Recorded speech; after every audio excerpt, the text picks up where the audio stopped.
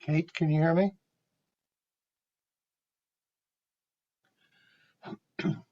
You should probably not start the recording until we actually begin.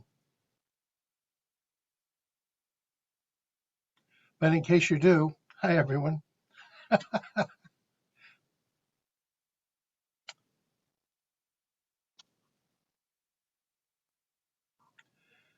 So it looks like I can share my screen.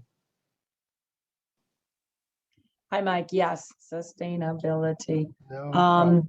Yes, I can hear you. And you know what, Mike? Can you see me? I have to put on that. I haven't done this now in really a long time. Hello. A number of months ago, I said exactly that. Oh, I won't start the video, the recording, I should say. And sure enough, we forgot to put it on, and I was very upset about it. So that's why I'm doing it, and then I can cut it later. Just don't know where the video is here for this. Oh my God. I will tidy up my desk a little bit. I see that it's gotten a little bit ratty here. Okay, but so you're going to kick it off, and then Ludmilla is going to come back in, or is she going to be on from the beginning? I don't think it really matters. So, I mean, right now she's with students. She'll be joining us. There we go. Probably around the time we begin. Hi, now I see him. Yes, my camera was, it's been a long summer. Okay, so you are going. There's some people who have the link who didn't go through you, who went through Orange Environment. Correct, because I shared it with those folk. I was ready to give it to everyone, but I was advised not to in case some folks showed up and ruined the party. Yeah, you get it crazy. Yeah. So you know what to do if you get someone like that is that you, I don't have the controls, but I don't need them, but you have controls where you can actually turn off the mic for people, and you can even expel people from the meeting.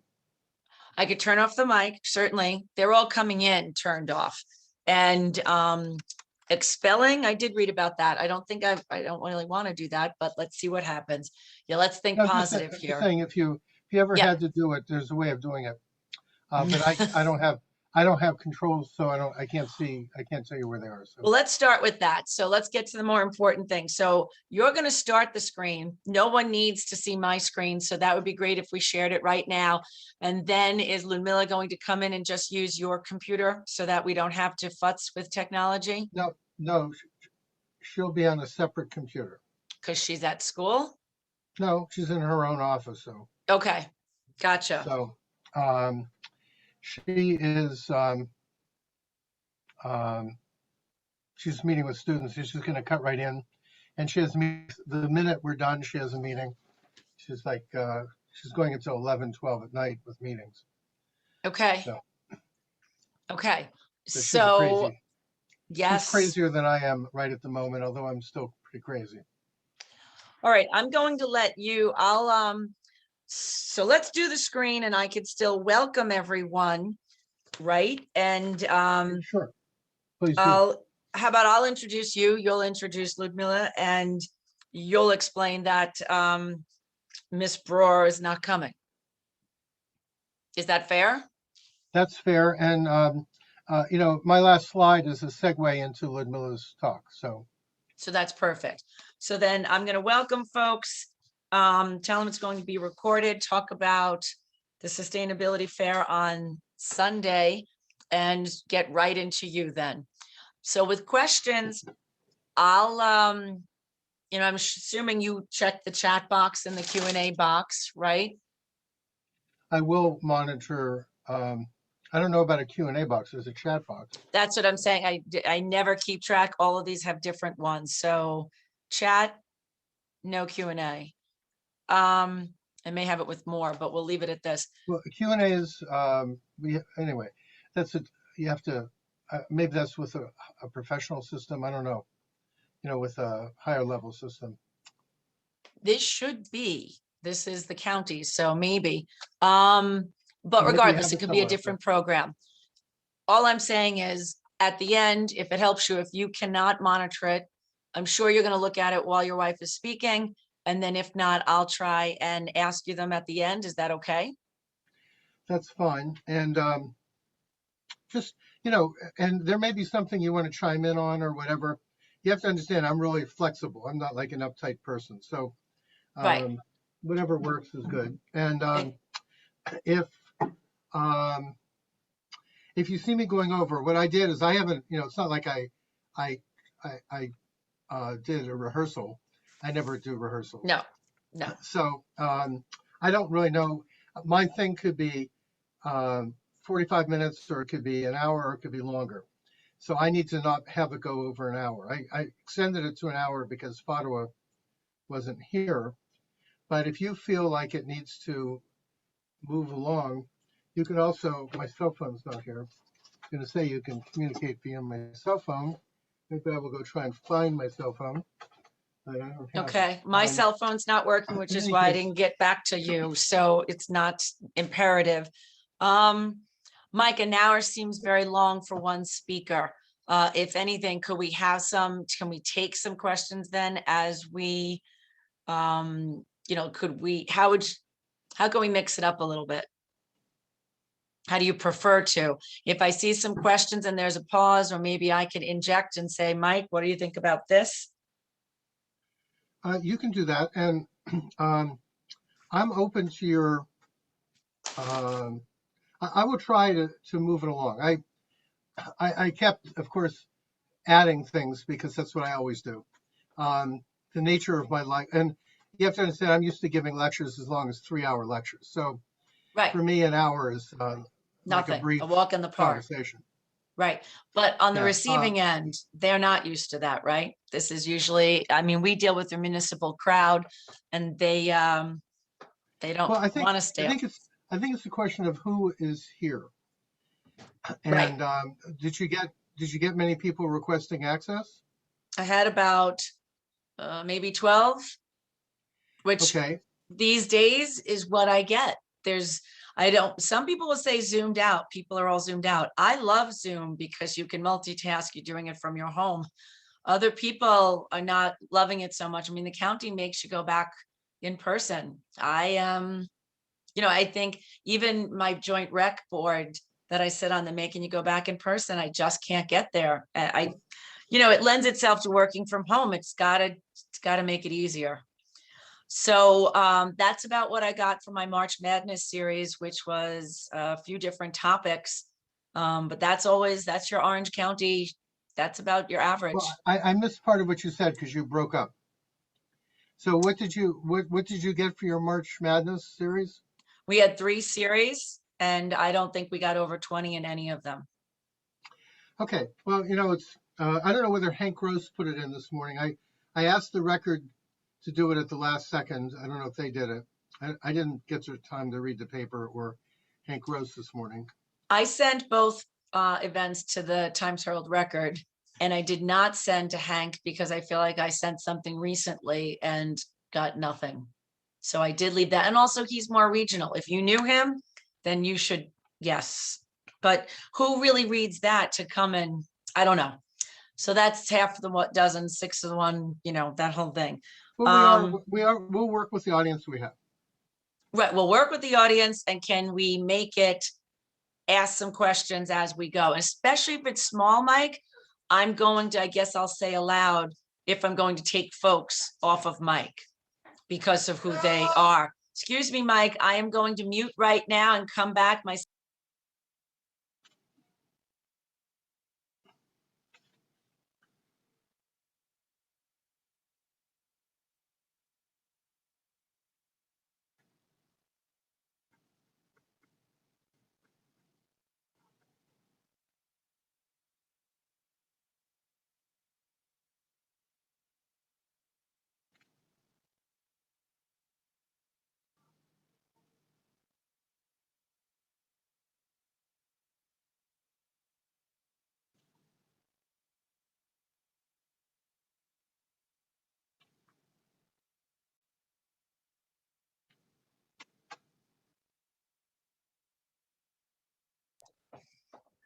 All right, Mike, so I'm going to let the two people in the waiting room now.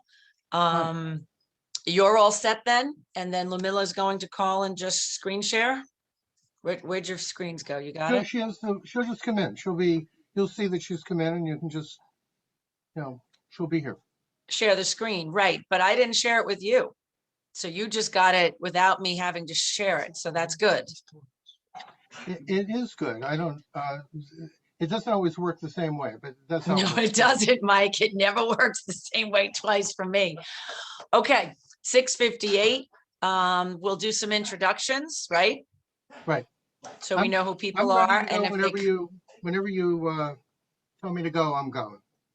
So, Okay, and I'll inject some questions or I'll let others and, okay. Here we go. So let's view, or let's just admit them. Okay, so I believe we have Lynn. She'll introduce herself. She'll tell you. Admit all.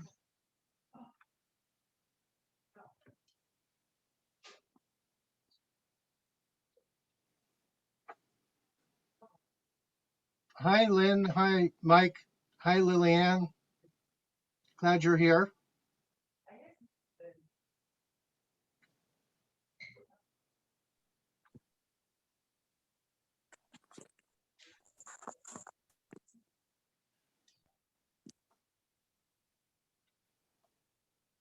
Hi, Mike. Mike, where are you from? Oh, wait, I have to unmute. Tanaminisink. Oh, I don't. All right. Tanaminisink. I'm a Protect Orange County guy. Now I'm running for Minisink Town Council. Great. Well, nice to meet you. Yes. It's important to get involved, and you are. So that's counts. Hi, Lynn.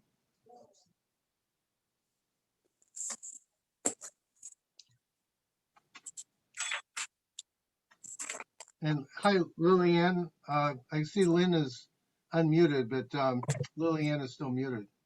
Right. I asked her to unmute. Maybe Well, I'll she ask can her do it. again. Well, maybe she may not want to, but That's right. that's up to her.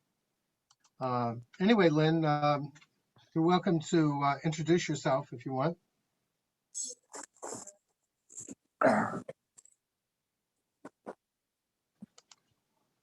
Or not. Okay. Hi, Marcy. Welcome. I think, Mike, let's give them a moment when they come on board, because it takes a little bit, it seems, for it to get connected. Yeah, And no, I'll it ask. usually takes a moment. But it's okay. Let's say hello to them when they first come, and then if they want to say something, they're welcome to. So if you do want to say something, you can just unmute yourself. And if you don't have to.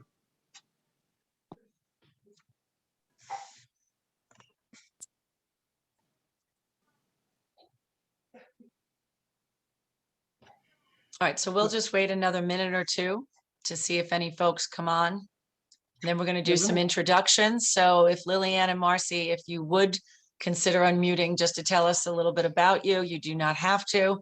You also can put it in the chat, just to tell us where you're from, if you're involved in any organization or affiliation. Mike, did you want to elaborate on your platform since you're running for office? Did you want to give us any expand on that? Mike Vanderboort, running for Minisink Town Council. Equality, accountability, sustainability. Equality, a equal representation of the Minisink population on the appointed town committees, planning board, ZBA. Accountability, we got to be live meetings. Sustainability, I oversee the public air metering for Protect Orange County through purpleair.com. And Mike, can you hold it? Mike, Mr. Edelstein didn't hear what you just said. You oversee what? I Purple Air, the air monitoring. I'm going to grab my cell phone. Yep. Yeah. But I sent it to you. You don't have it? People are in, yeah. If you can't find it, I'll just tell me. I just got my cell phone because sometimes people unable to get in would get in touch with me. So I know it's not normal to think that you should have your cell phone while you're giving a talk, but I do it all the time. So That's right. You need to have backup. you need That's right. connectivity these days. I That's see right. Maureen is here.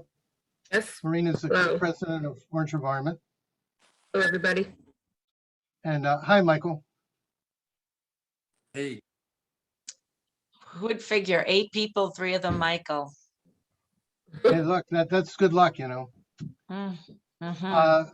Anyway, Mike, you were talking about your platform, and I got distracted, but I like what you're doing, and I think the running on a sustainability platform is extremely important. You may recall that when I ran for county executive a long time ago, I did that a little bit before people were paying attention to those issues, but it's important. It's good.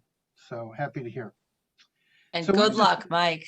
It's a Yeah. crazy time for you as well as others.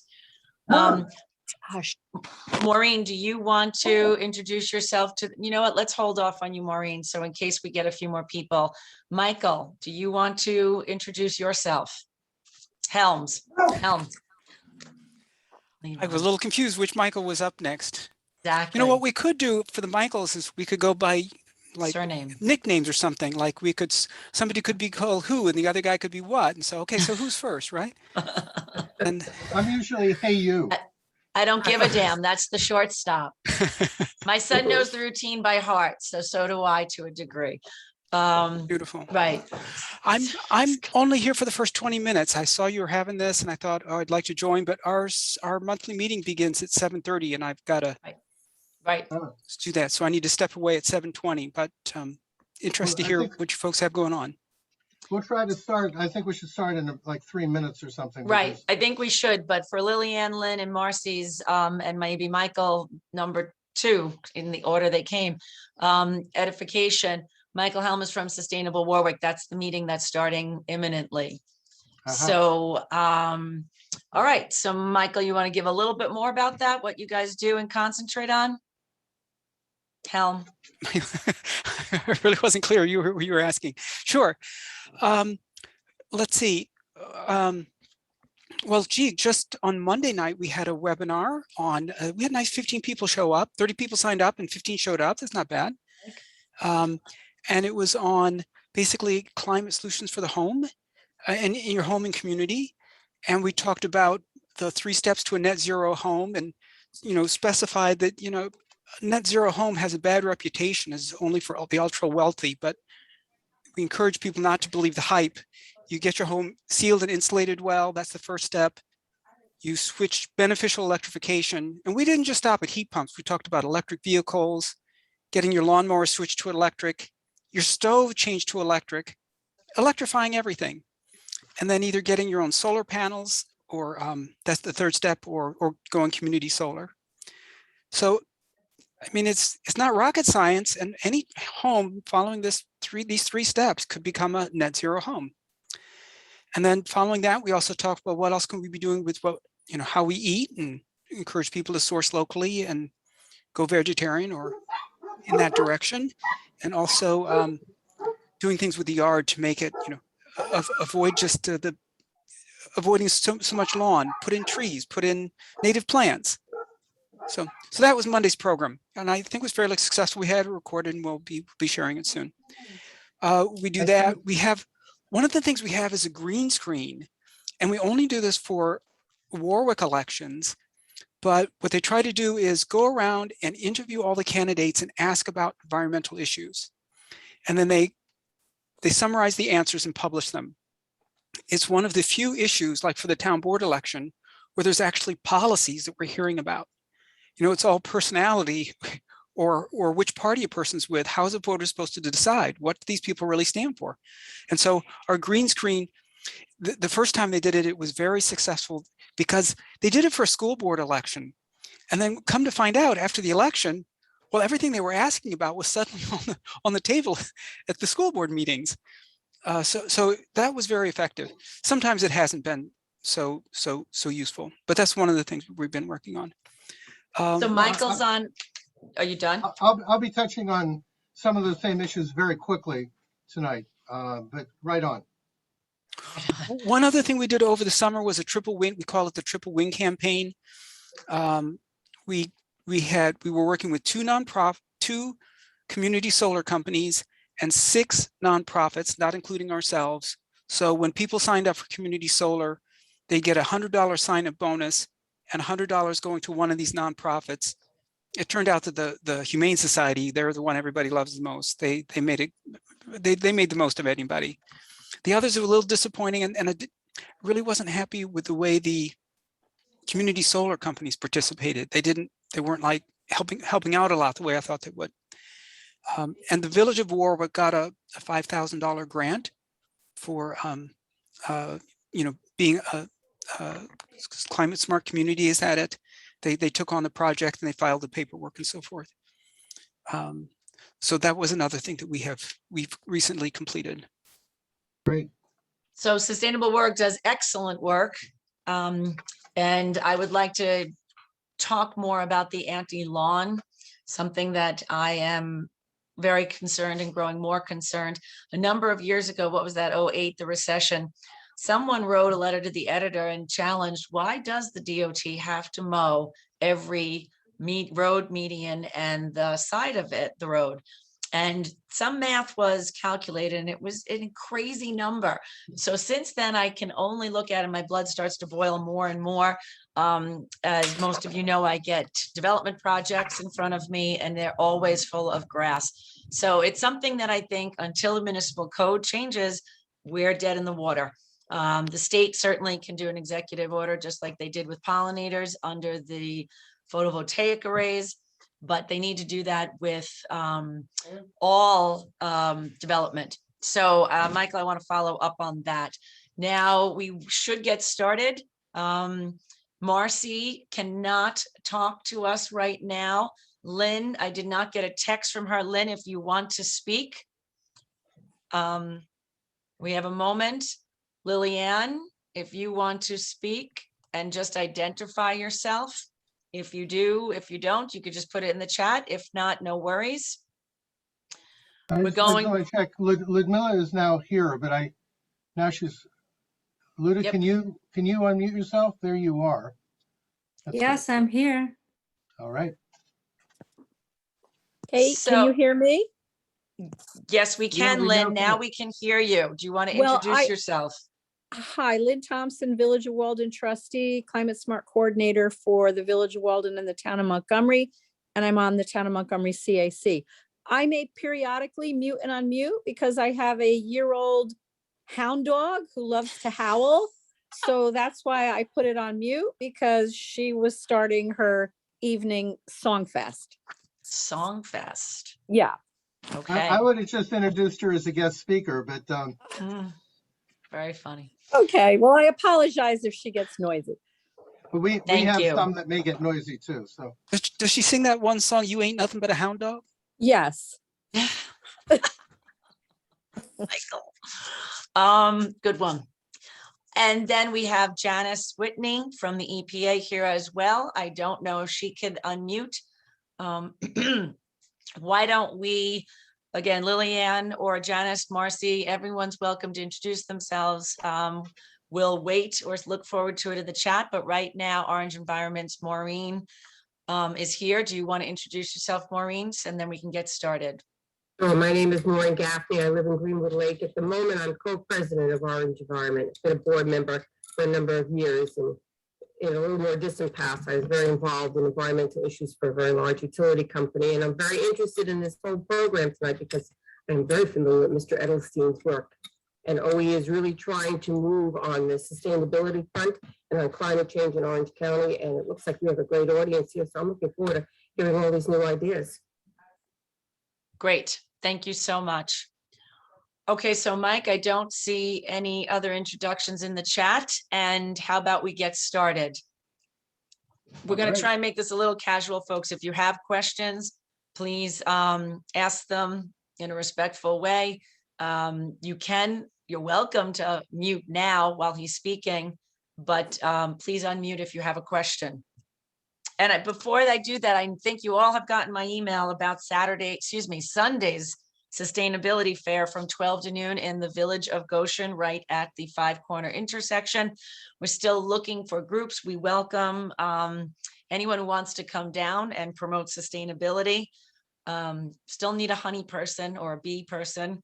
And we're in need of pallets because we're trying to sell composters. We're going to build composters on site and sell them, but we are in need of pallets and even scrap wood for bat houses.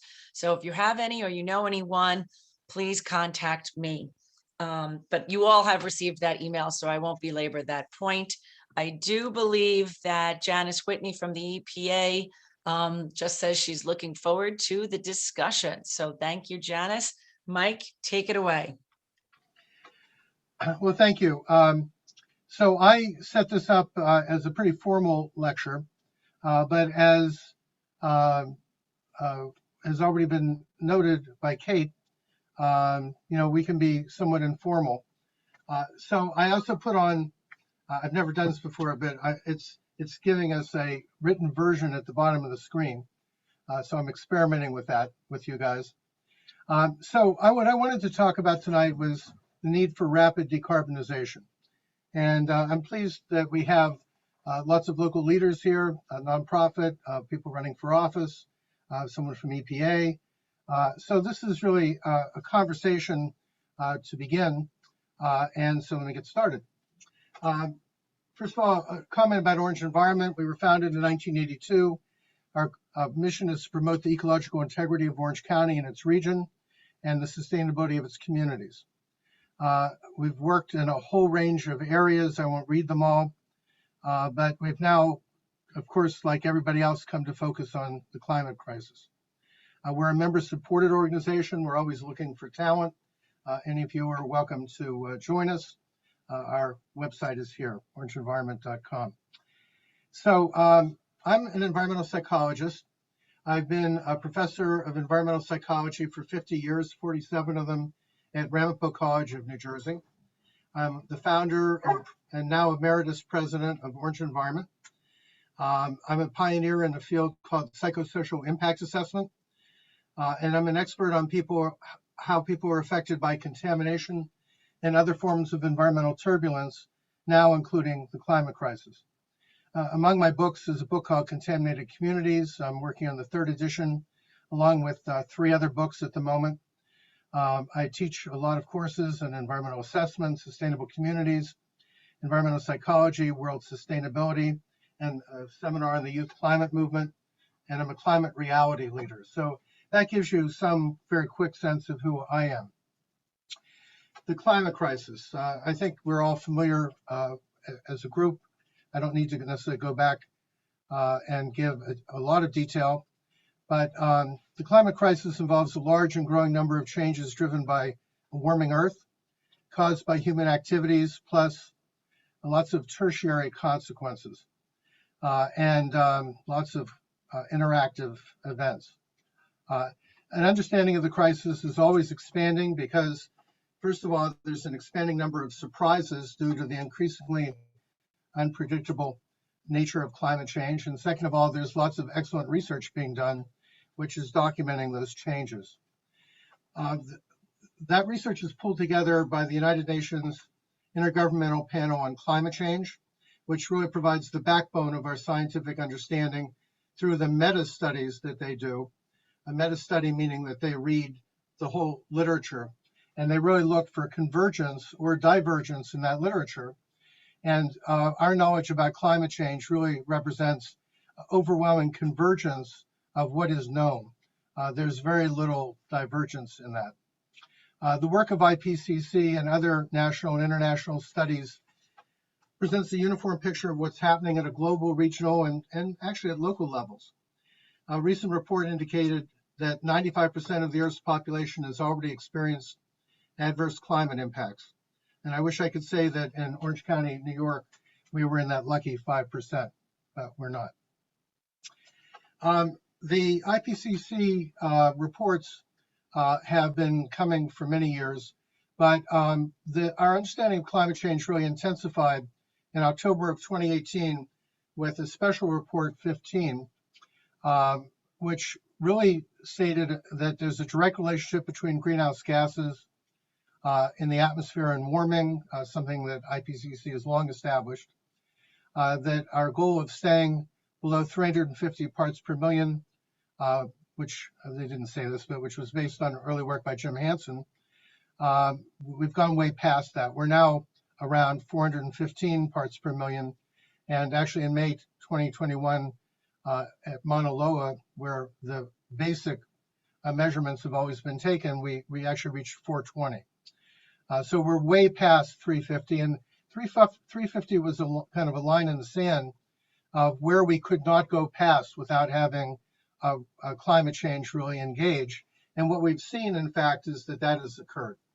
The SR15 report said that we've already gone past 1 degree centigrade, 1.8 degree Fahrenheit of global warming above pre-industrial levels, that current warming from anthropogenic emissions will last hundreds, if not thousands of years, with long-term changes such as sea level rise, that we're likely to reach 1.5 degrees centigrade between 2030 and 2052 if greenhouse gas continues to increase at the current rate. And what was shocking about SR15 was that statement, that as soon as 2030, we could already be kicked into a 2.7 degree Fahrenheit increase in temperature against the baseline. At 1.5 degrees centigrade, there's an increased risk for natural and human systems. Some are going to be unable to adapt, and that will increase if we overshoot further to 2 degrees centigrade, which we may very well in this time frame. So SR15 really established the idea that we have very little time to act. That was what was really shocking about SR15. And in fact, looking at the original data in its current form, we see that carbon dioxide, which is the main greenhouse gas, has been increasing exponentially. The curve can be taken all the way back to the Industrial Revolution, but we see that we're heading up from about 320 to 420 since 1960. Now, all of this comes within an understanding of the energy basis of our society. Coal and then oil allowed us to surpass the limits of nature, living beyond nature's carrying capacity by using what William Catton called ghost or phantom resources. We've been riding on fossil fuels. In 1955, a sociologist, Fred Cottrell, wrote that there's no better indicator of the values of a society than its energy basis, its energy source it relies on. Populations grew, consumption grew, all at the expense of nature, so that today we cumulatively use the resources of 2.5 Earths, maybe more.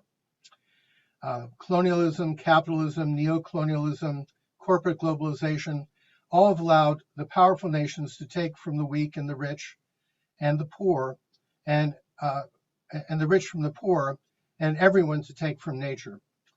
And the consequences of moving fossil fuels from underground into the atmosphere, land and waters, has contaminated the earth, harming all life, including us, making our power to transform nature a truly Faustian bargain. So there are many drivers of greenhouse gases, and they may not all be here, but primarily we're concerned with issues relating to carbon dioxide, which primarily ties into combustion, and methane. Those are the two primary sources. We have some others as well. And I think you're probably largely familiar with these, but particularly the CO2 issues are interesting because they conform very closely to the way we live. The methane does to a large degree as well. But we're really talking about our whole structure of the way we live being the problem here. Now, very recently, a report came out from IPCC called AR6, which is the Physical Basis Report, came out in August. And I just want to highlight some of the key points that this report made. It's the most recent one. It's unequivocal that human influence has warmed the atmosphere, ocean, and land, causing widespread and rapid change. The scale of recent change is unprecedented. Human-induced climate change is already affecting many weather and climate extremes in every region across the globe, evidenced by heat waves, heavy precipitation, drought, tropical cyclone, and particularly the attribution to human influence has become much clearer since in the 7 years since the prior report, AR5. We have much stronger evidence of the consequences of climate change and the human cause. And I'm not reading all of it, but global surface temperatures will continue to increase until at least the mid-century under all emission scenarios considered. Global warming of 2.7 degrees Fahrenheit and 3.6 will be exceeded during the 21st century, unless we really have deep reductions in greenhouse gas production. Changes in the climate system become larger in direct relation to increasing global warming.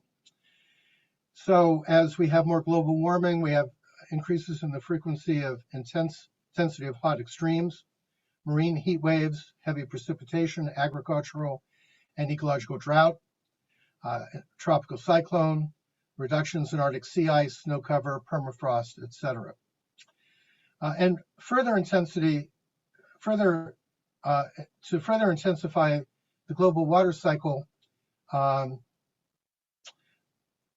should read the whole thing. Continued global warming is projected to further intensify the global water cycle, including its variability, global monsoon precipitation, and the severity of wet and dry events. So when you have increasing CO2 emissions, the ocean and land carbon sinks are projected to be less effective at slowing the accumulation of CO2 in the atmosphere. So not only are we going to be putting more in, but we're going to be taking less out. Many changes due to past and future greenhouse gas emissions are irreversible for centuries to millennia. With further global warming, every region is projected to increasingly experience concurrent and multiple changes in climate impact drivers. And those will become more widespread and pronounced for higher warming levels. That will mean that low likelihood outcomes cannot be ruled out from occurring. So things like the collapse of ice sheets or the change of ocean circulation patterns, etc., those could occur. Limiting human-induced global warming to a specific level requires limiting cumulative CO2 emissions, reaching at least net zero CO2 emissions, along with strong reductions in other greenhouse gas emissions. Strong, rapid, and sustained reductions in CH4, which is methane, emissions would also limit the warming effect resulting from declining aerosol pollution and would improve air quality. Very low or low GHG emissions lead within years to discernible effects on greenhouse gas and aerosol concentrations and air quality relative to high and very high GHG or greenhouse gas emission scenarios. That means that there's going to be much less pollution when you drop greenhouse gases, and obviously much less effect on the climate. So what's important about that report is that it's really saying that we've already caused the problem. We always thought of climate change as something that was going to happen in the future. We no longer think about this as a future event. This is happening. Now, the United Nations also produces every year a gap emissions report. And I don't want to spend a lot of time on this, but let me just point out that if we continue doing what we've been doing, we would be exponentially continuing to increase the amount of greenhouse gases and therefore climate change, the increase in temperature. If we even introduce the steps put into the Paris Agreement, and if those are successful, we would maybe stabilize our excessive emissions.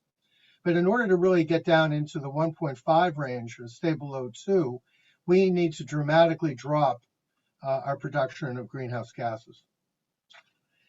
So I don't know if I lose you at some point, just slow me down because I have jammed a lot of fact stuff in here. But we besides the UN report, we've had some other major reports that corroborate what the United Nations is saying. And one of those was the 4th annual U.S. National Climate Assessment, which came out in November 2018. And it's particularly important because it's a U.S. document that looked at the regions of the United States. And what was shocking to me, frankly, was that I always thought that our region of the country was probably the most safe from climate impact. But the document found that the Northeast is the most impacted region in the whole country. And we're affected by continued increase in rainfall, rain intensity, excessive heat, failures of outdated infrastructure, extreme precipitation events, recurrent flooding. There's a likelihood of evacuation and displaced populations and damaged infrastructure. There's a demand for significant emergency response efforts, a need for a long-term commitment to rebuilding and to creating adaptation or affecting relocation, a likelihood of disruption of service and resource supply infrastructure, resulting in lower quality of life, economic decline, increased social inequality, and a loss of public services. And in the Northeast, an expectation of many more premature deaths because of heat. So this is all from the 4th annual U.S. Climate Assessment. And what it tells us, along with other data that's available, is that our region is not exempt from these problems. In fact, we may be in the worst situation. My favorite diagram in all of the climate diagrams that I collect is this diagram from a Lancet report from November 18th of the health impacts of climate change. Actually, they're issuing their new report tomorrow, so I would have had their latest diagram. But this diagram is a very clear way of showing the complicated interrelationship of things that creates climate impact, all beginning with greenhouse gas emissions and, of course, warming. But you have impacts with ocean acidification, raised temperatures, altered rainfall patterns, the rising sea level, extreme weather, and air pollutants. And each of those then brings about tertiary effects, flooding, heat wave, drought, fire. And then those have consequences, reduced fisheries and aquacultural productivity, less fish, reduced physical work capacity, reduced agricultural productivity, the loss of biodiversity, ecosystem collapse, increase of pests, the increase of lower atmospheric ozone and particulate pollution and allergens, and then illnesses, bacterial diarrhea, undernutrition, impact on mental health, cardiovascular disease, respiratory disease, harmful algal blooms, vector-borne disease, and all of that having social mediating factors, loss of habitat, poverty, mass migration, violent conflict, and other social determinants of health. So we have this very complex system that this diagram captures pretty well, and it tells us that there's a lot of things in play. We're not talking about one problem, we're talking about a whole problematique of interconnected problems. But let me focus on heat for a moment. I assume you're still with me. And we've had 17 of the 18 hottest years since 2001. This diagram, these are from Lancet, show exponential growth in mean summer warming relative to a baseline. We have an exponentially increased number of extreme heat events. And I just want to talk for a moment about the heat event that was the first one to get global attention on a massive scale, at least recently. And that was in Russia in 2010. And it stands out to me because my wife and I were in Russia, and I almost died in this event. 55,000 people did die. Crops were ruined. Russia had to go and use its strategic food reserves. There was massive price increases worldwide and food riots in many countries because of that collapse of the food system. There were fires all over Russia. It was a true disaster. And we've had heat events of this magnitude or even greater all across the world. And I have not updated this chart for 2 years. But you know, you have temperatures for example, in Kuwait and Iraq of 100, just shy of 130 degrees, in Pakistan as well. People cannot actually really survive at those temperatures very well. So again, with heat impacts, for people over 65, you have increased heat exposure events. In terms of the chart on the right, global work hours lost due to heat. You have a dramatic decrease in the productivity of people, and of course, an environmental injustice that arises from who gets to work outside in extreme temperatures and who gets to be in air conditioning that's associated with this. This is showing global annual work loss in 2018. This is showing declining crop growth. The food security is harmed. So heat is something we need to take extremely seriously, much more than we ever have. In fact, it's become one of the top issues that we need to pay attention to, including in our region. I didn't include charts in this, but New Jersey, just below us, is among the areas that is going to have the most extreme heat impacts. We're not really much disconnected from them, except by a mountain range. Of course, we also have fires occurring across the world.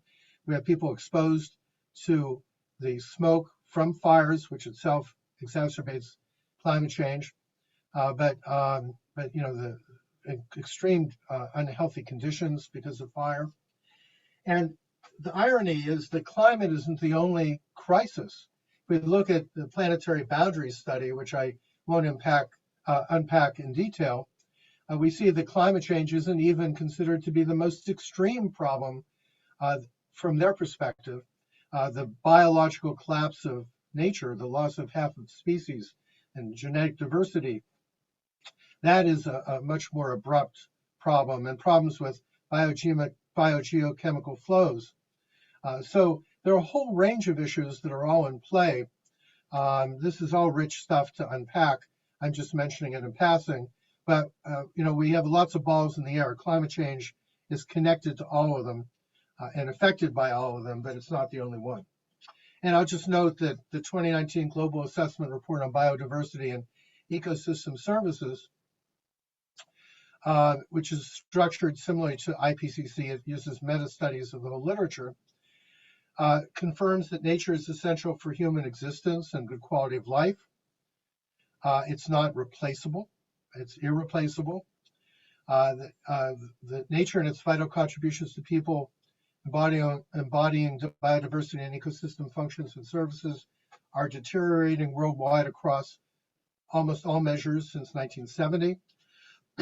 And given the unprecedented rate of global change in nature, human-induced changes are creating conditions for fast biological evolution, so rapid that its effects can be seen in only a few years or even more quickly.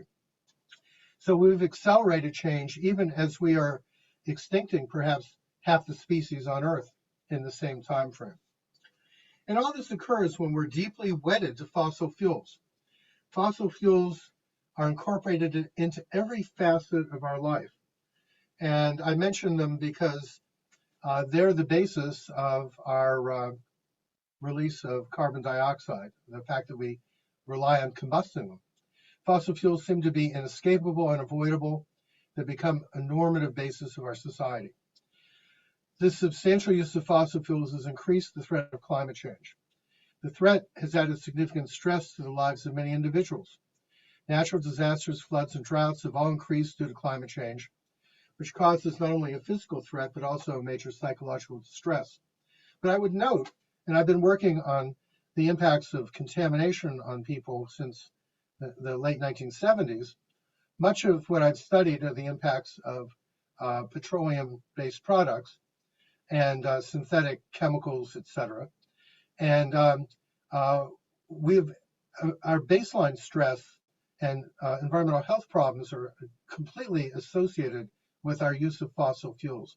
In fact, switching off of fossil fuels could be the most significant thing that we can do to improve the health of people worldwide. Given their historic dependence on fossil fuels, it may be difficult, however, for people to imagine a world in which fossil fuels were substantially eliminated. The success of decarbonization may partially rest on the ability to offer concrete understandings of what exactly a decarbonized world will be like as a place to live, study, work, and recreate. So in my own work, I talk about what I call environmental turbulence, things that destroy normalcy. And of course, with COVID, we've all had a major introduction to an environmental turbulence, and we understand this much better than we ever did before, widely. But climate change, similarly, is an environmental turbulence of massive scale, and it's not just a singular event occurring in a particular similar way across the world. It's occurring in all kinds of different ways all the time. And it affects three different realms that I, in my work, look at in terms of our lives. First of all, our lifestyle, how we live, what our activities are. You think about the extent to which fossil fuel basis of society is integrated into our lifestyle. And then you ask the question of what happens when we change our lifestyle. You see that there's a major change there in order to move to renewable energy and a sustainable society. A positive change, but a change. At the same time, climate change itself threatens to undermine our way of life, our food stability, habitability of the places we live, placing us in danger, et cetera, et cetera. The lifescape refers to our cognitive understanding, the basic underlying assumptions we make about life. Things like, is it healthy? Or am I healthy and am I living in a healthy place? Is the environment safe? Is my home a safe place to be? Can I maintain a sense of control over my life, or am I losing that control to environmental changes?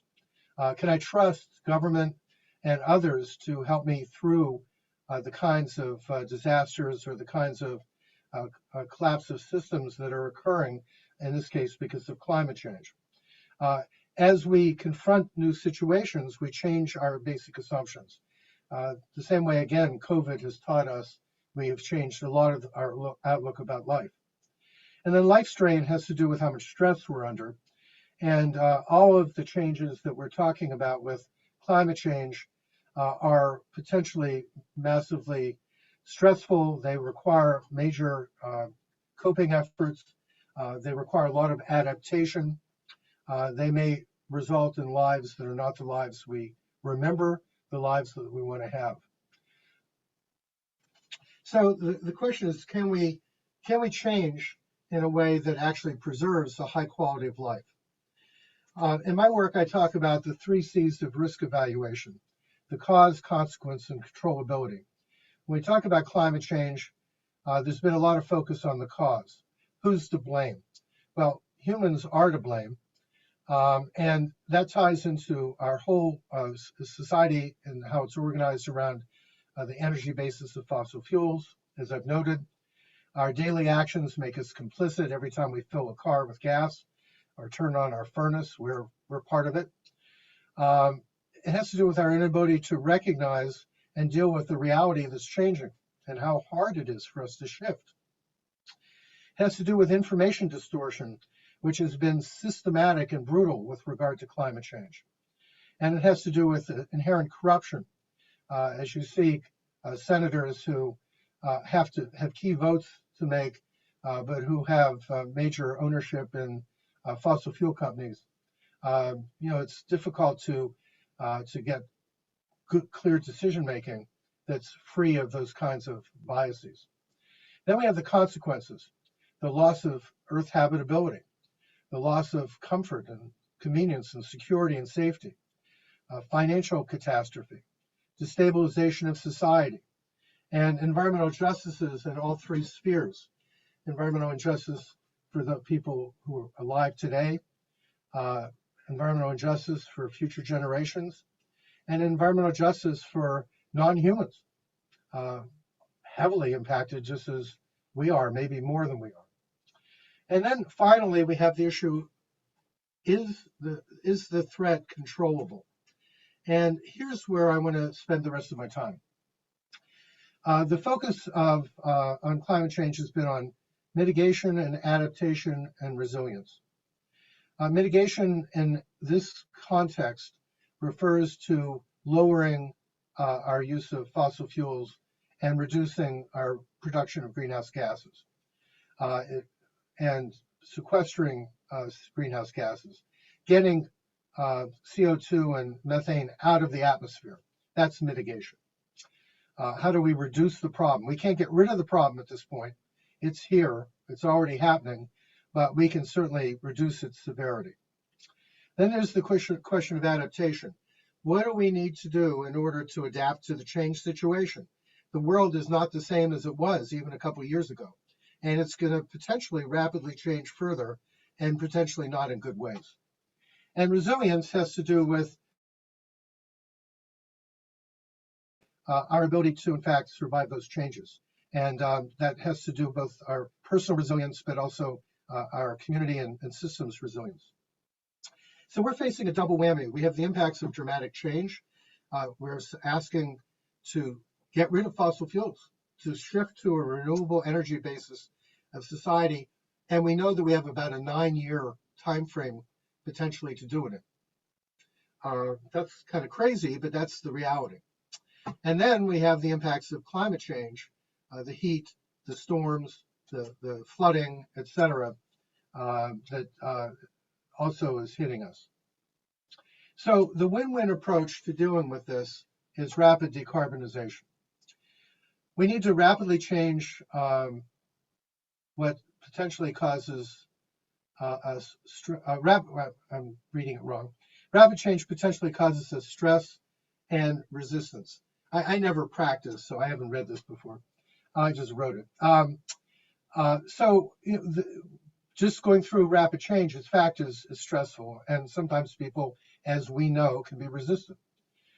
We need to clearly explain the reason for changes and the secondary benefits of achieving a sustainable society while we're changing things.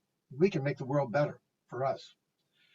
We need to have our change motivated by avoiding the real source of distress, which is the potential and occurring loss of habitability due to the climate crisis, and focus not on what we're giving up, but on the potential to save habitability and our quality of life, and the potential to make our homes and communities more livable.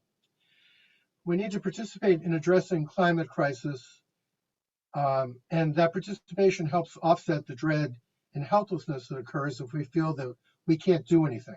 We have a lot to do, and it will make a difference.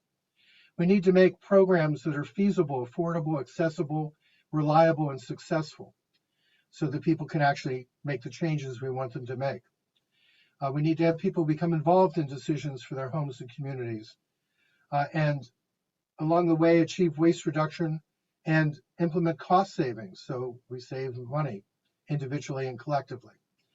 And we collectively can really make a significant difference if we work together on these changes. So what I want to do, but I want to just check with you before I launch into it. New York has put in place a law that is a very strong act to head us in the right direction, the New York State Climate Leadership and Community Protection Act. It has very strong reductions in greenhouse gases through 2050, 100% zero emissions of electricity by 2040, 70% renewable energy by 2030. So this is rapid decarbonization. That's what's called for. So are you with me? Should I keep rolling? Or do you need me to wind down? I just need some feedback. Full speed ahead? I think it's great, and you should keep going. I agree. So I just want to move south of the border for a moment where I work, to Bergen County, where with my students, we're just completing a study we did for Bergen County on rapid decarbonization. And New Jersey has its own set of laws. They passed back in 2007 a law called the Global Climate Response Act, which was based on the Kyoto Protocol, if you know what that is. And they renewed it again in 2019 with updated goals. But it's basically a statewide commitment to reduce greenhouse gases. And they have an energy master plan and a report called the 80/50 report to go along with it, 80/50 referring to their goal of reducing greenhouse gases by 80% by 2050. So using that report, those reports, and that act, we took a look at what needed to happen in Bergen County. I would posit that the exact same things need to happen in Orange County and actually everywhere. So this is actually based on my own work. The report itself, however, is my students' work. But what I did is I tried to boil down what the actual steps that need to be taken for rapid decarbonization are from the New Jersey reports. So the first issue has to do with a shift from fossil fuels to renewable energy. There has to be a lot of education and engagement for this to happen, and incentives and transparent financing options to put in place. We have to create a distributed or decentralized but interlinked local set of microgrids to promote community power and maximize customer savings, efficiency, and resilience. Let me just note what that means is that we need to reverse the grid. The grid takes power generated somewhere far away and brings it to us. We need to become the generators of power, putting that into the grid. We still have the grid going in the other direction as well, but we now see localized power as key. And within that, we need to promote photovoltaic, which is solar energy that generates electricity. It can be on the ground, it can be on rooftops. We need it. And that's happening, but it needs to happen rapidly and well. We also need to promote solar thermal, which is hot water heating, and promote passive solar energy, which is getting very little attention actually, but which I'm very attached to, which is doing space heating using the direct input of the sun, and very powerful technology. We need to promote appropriately scaled wind applications where wind is abundant, to develop government-owned appropriate bioenergy systems. Orange Environment has been promoting the use of anaerobic digesters so that we can have community-based composting and have those digesters localized in every community. The same anaerobic digesters that our farms have used for decades and decades, we can use to generate electricity or gas fuel and to get rid of our organic matter very productively. And we need to capture existing and potential flows through micro hydro and tidal power. So we have lots of things to work with, solar being in this region probably the lead tool. In that shift, we have some other elements. We need to use government authority to create renewable energy portfolios and negotiate best utility rates for net metered systems. Net metered systems are if you have solar on your house and you're connected to the utility, that's called net metering. The meter runs backwards when you're generating your own electricity. It runs forward when you are taking electricity from the grid. We need to provide for green energy procurement, such as community choice aggregation, which Mike mentioned earlier. We need to assure utility preparations for distributed energy. Develop synced energy plans at the county and town levels. And I don't know if I'll have time to get to the end, but I talked there, Kate, about going back to the Orange County comprehensive plan and redoing it around the issue of climate change and sustainability. And you would look at how you would do energy planning as part of that. We need to integrate this into the master plans of local communities as well. We need to cite solar farms as appropriate within plans. Right now it's happening very willy-nilly, but it would be great if it was happening in a more planned way. We need to promote local businesses and train local clean energy workforce. One of the big concerns we have is that when you do rapid change, do you actually have the competency and capability to make that change work well? We can't do it wrong, we have to do it right. We need to develop battery storage capacities for night use. We need to reduce peak demand.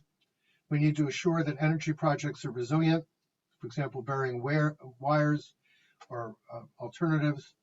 And we don't want to expend public, private, or personal resources on wrong choices. And I'll just note because the other Mike was talking about this earlier.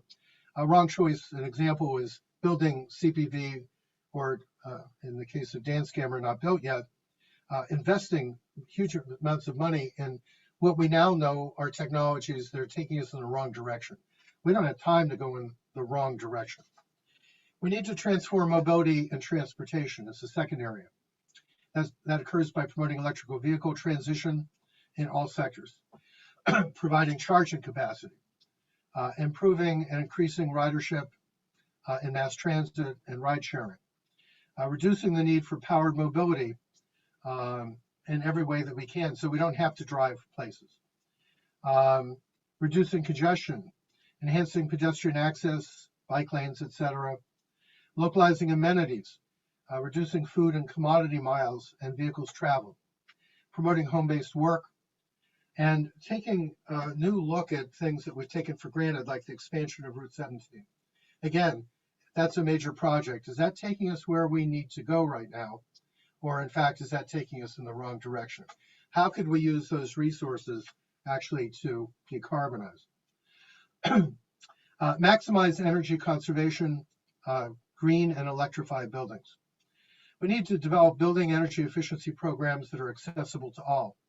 Update lighting, update appliances to highest efficiency and to electrify them in line with the Energy Star standards. We need to encourage, require, and incentivize renovation and new construction to achieve net zero or net positive energy and equivalent to what we call the LEED standards, or equivalent standards. But net zero means that you're generating as much electricity in a building as you are using it. Net positive means you're generating more electricity in a building than you're using, and that surplus can go to somebody else. Electrify heating and air conditioning of existing and new buildings using heat pumps and geothermal. Orient buildings to the south to enhance solar access.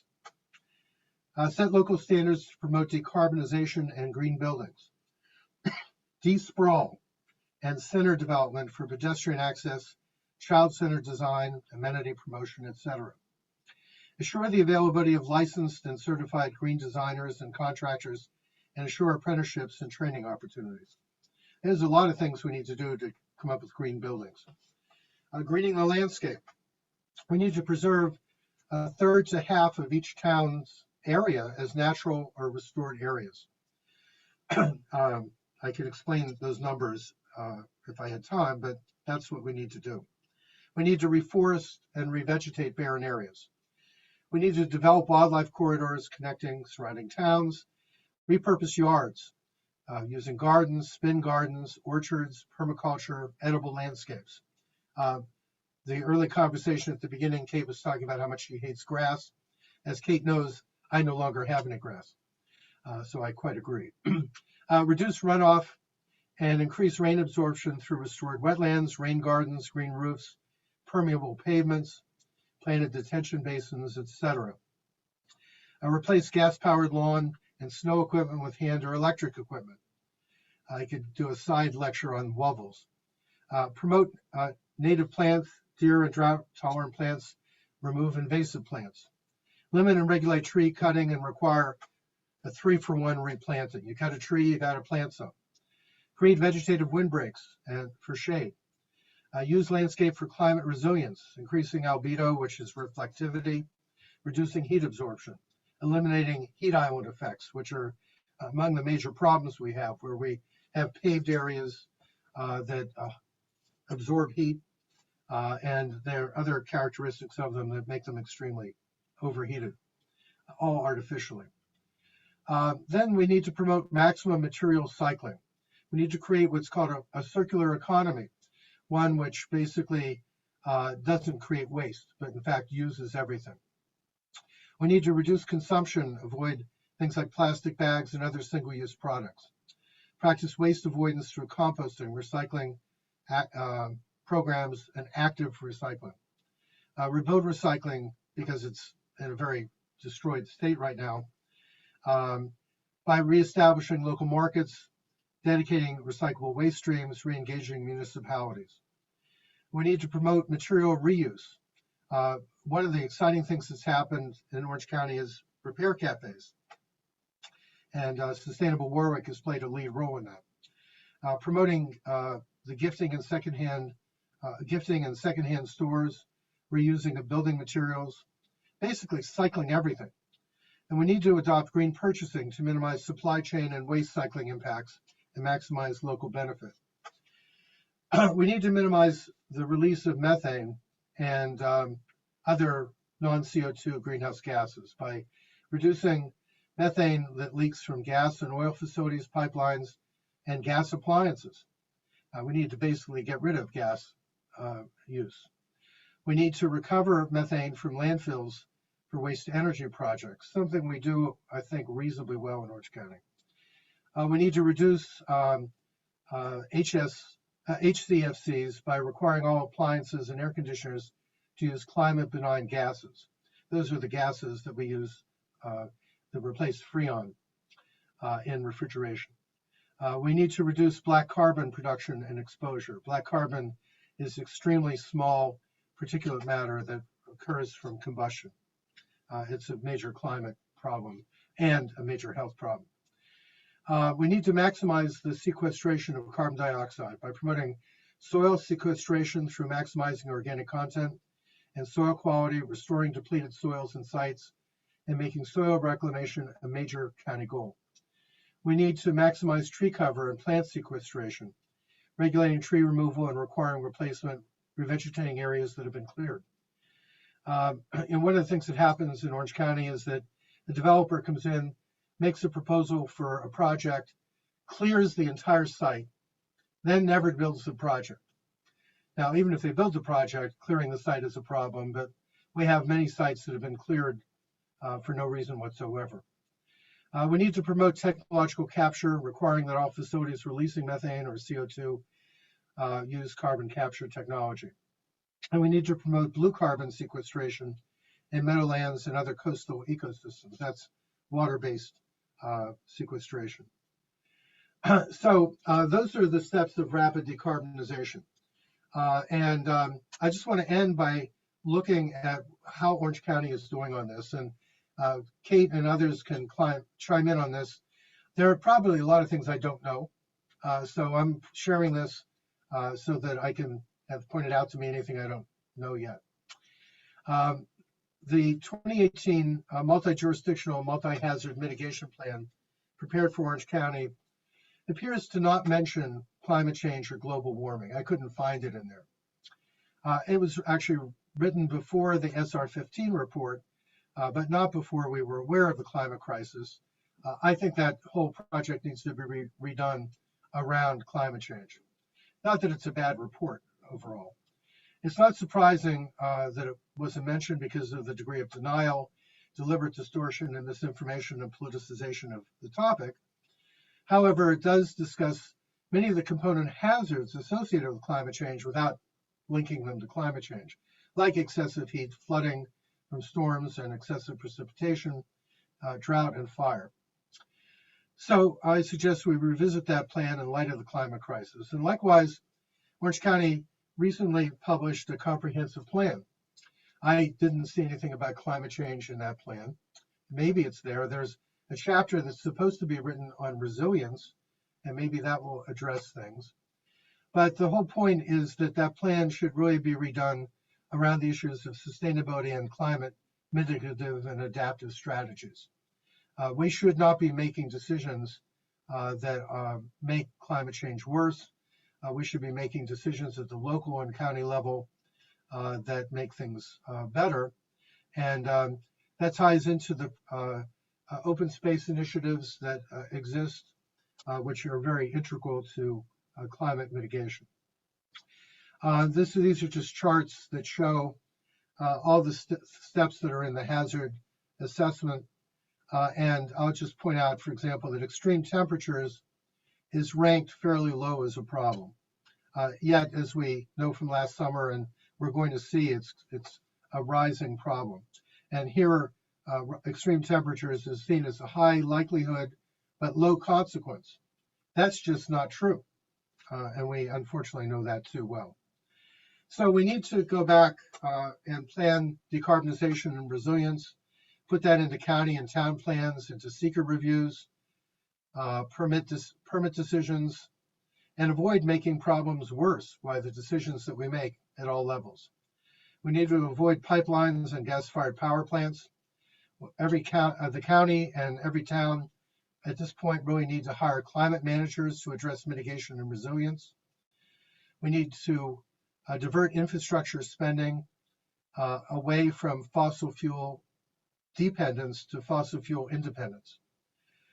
Regardless of what happens this month at the United Nations, where we have the Glasgow COP, and what happens in Congress, where we're having trouble getting the climate steps through that we desperately need, we need to act from the bottom up, regardless of what happens. Cities, towns, and counties have taken the lead globally. There's just an enormous amount of work that's happening at the local level. We need to do that here. And I know that I believe it was Lynn said that she's on a committee in Walden.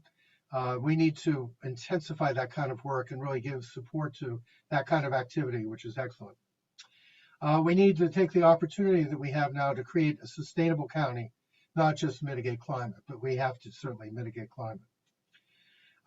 In the open space plan, we need to restore natural systems across the county, planting trees, restoring wetlands, making river corridors alive. We need to think like a river, to use a term I created when we started talking about how to deal with flooding on the Wallkill River. The whole effort to channelize rivers is what's caused our problems. We need to let rivers act like rivers. We need to let nature act like nature. And as far as Orange Environment, we hope to help foster countywide decarbonization, hopefully with many, many partners. And before I conclude, I just want to say that I want to thank Kate and the Orange County Department of Planning for putting on this program. And in terms of building partnerships, that's a great start. So thank you. I want to just end by saying that I work a lot with youth and with the youth climate movement. And the question is, will the youth climate movement rise above the stalemate and move us into action? We are in a position where the adults have failed to address the problems that we've created. We have a chance to do that, but increasingly young people have risen to make that happen, or to try and make it happen, because we've failed. And so when we look at Greta Thunberg, Chegaton Martinez, and many other youth climate leaders, we see people who are actually the adults in the room. We need to not disappoint future generations.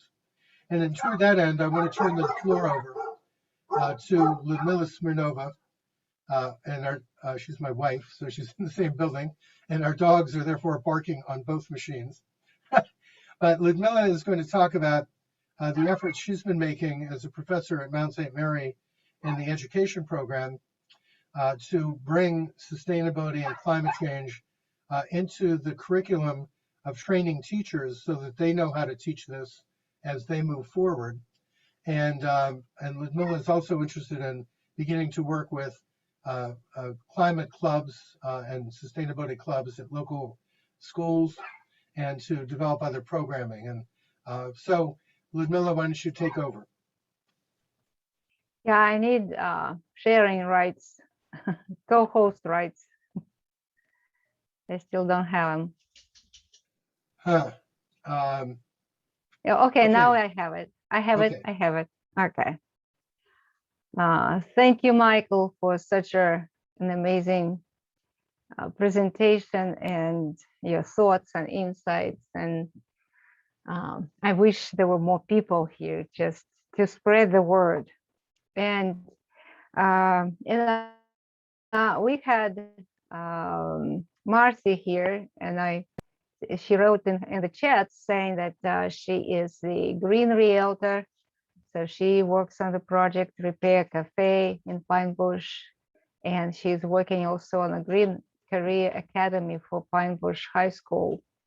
So it's great. So that these are the steps that are needed nowadays to engage, not engage, but I think young people are ready. It's just, and we need to bring these topics to schools, to colleges.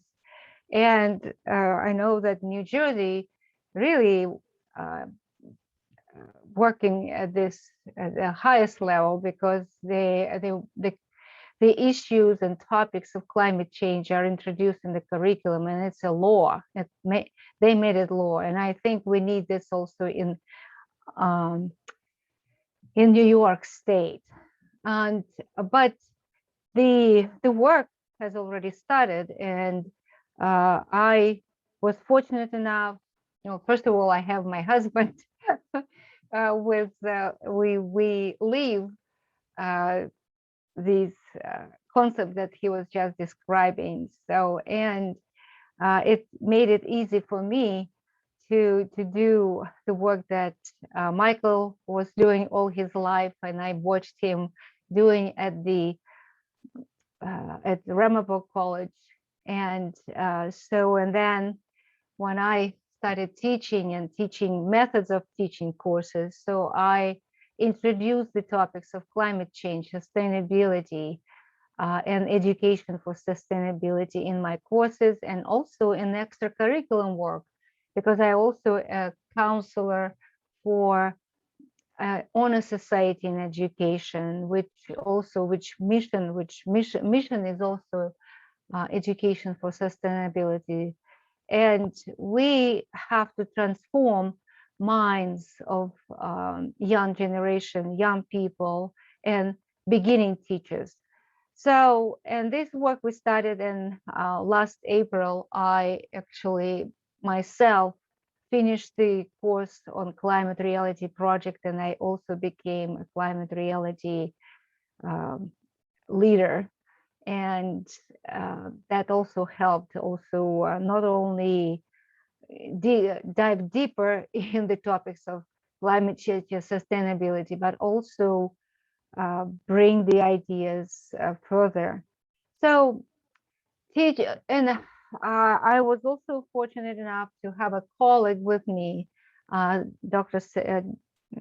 Sonia Ebbe-Taylor, who is think alike, and we work together to bring these ideas into college, but also at school. We have a lab school. We call it a lab school on the territory of our college.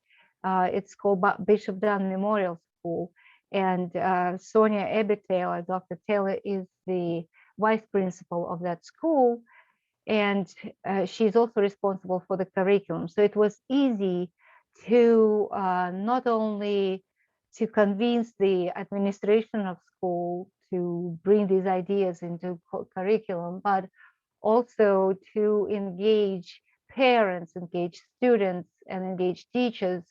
And later on, we did also a lot of projects with our students during summer, during all these semesters. And so that's what I would like to share, what's happening. And so what is important is that, we train teachers, we prepare teachers for the future, not for the past.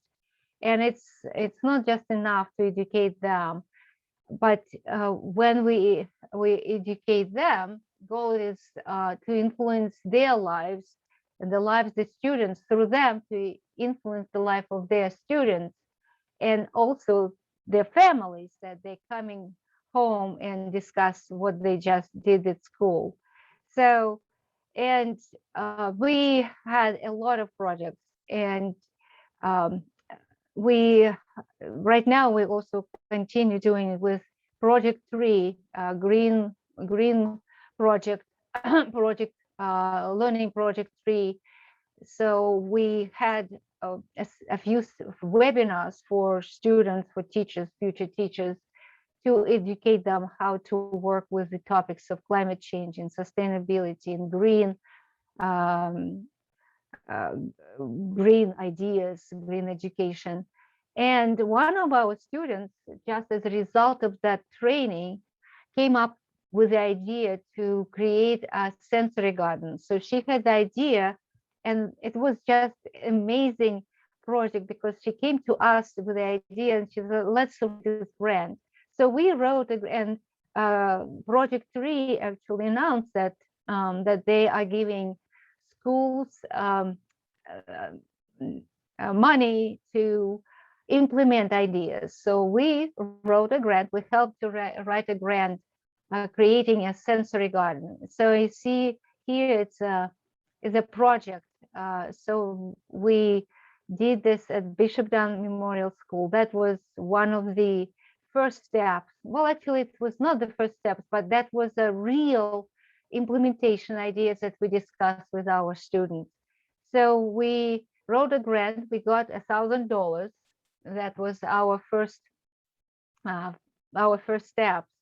And then we engaged faculty members. We engaged students from different divisions. So it was a really massive effort.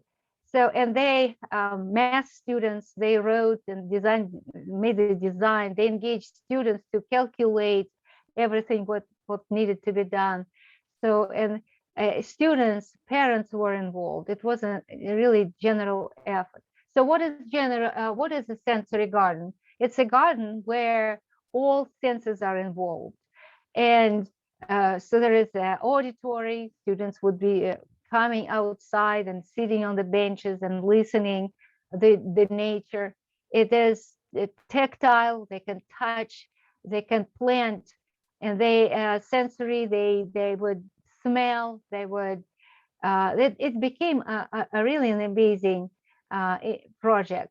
And right before that,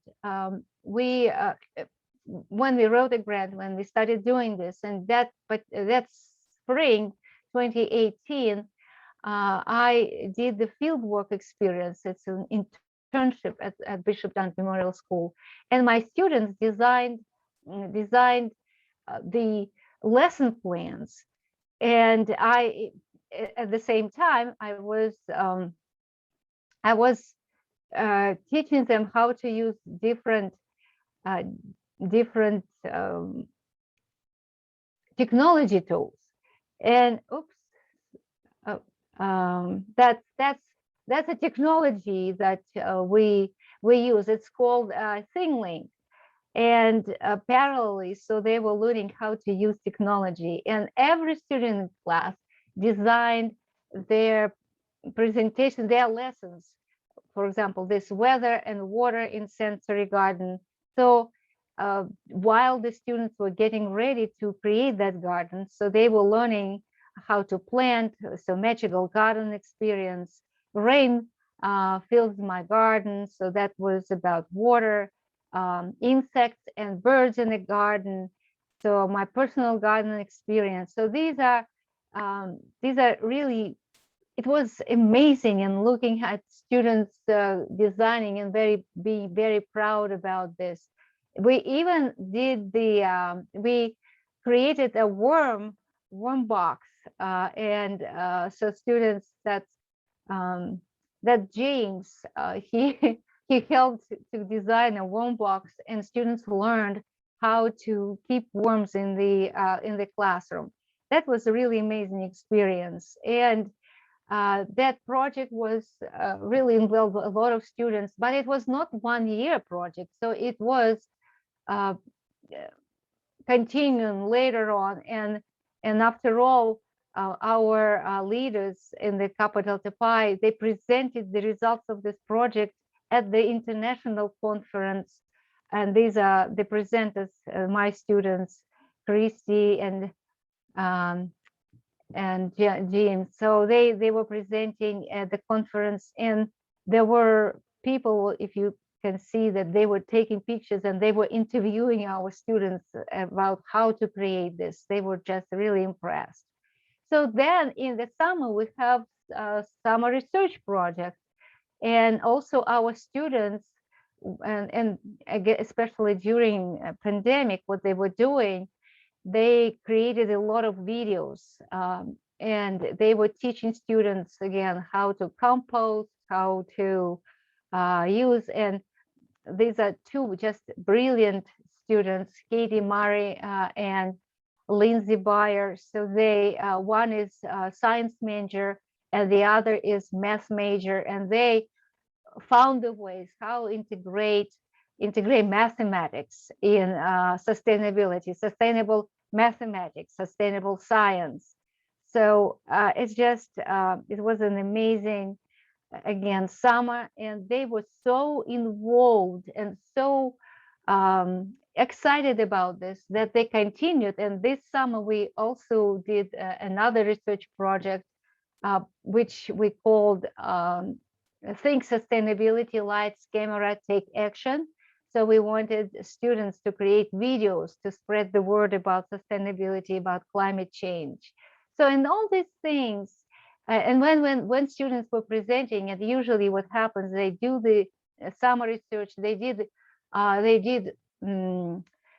survey, they were surveying students, parents, and what was interesting, when we first started, when they did the survey, one of the questions was, I don't know if I included this today or not. So there was a question, do you think you have power to change the world or to change what for the better? And students in the beginning, there was low percentage of students who thought that they could do this. And so this year, when they were asking questions and interviewed children and parents, the percentage was really higher. So, and these are examples also of lessons that my students were doing during 19 and then 18, 19, 20, 21. And so the questions that they were discussing and teaching about what is climate change, causes climate change, primary outcomes, tertiary outcomes, and solutions. And it was interesting that, so I just wanted to show one of the examples, maybe two examples. So that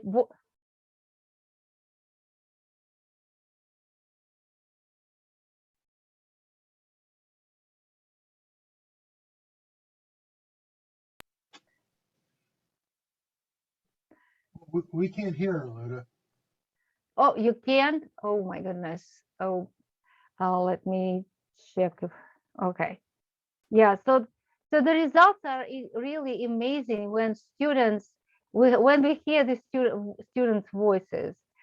So Some of the best ways to reduce food waste is to give leftover food to people who need it. If you can feed animals or compost it. When food ends up in a landfill, it makes a gas called methane, which is bad for the environment.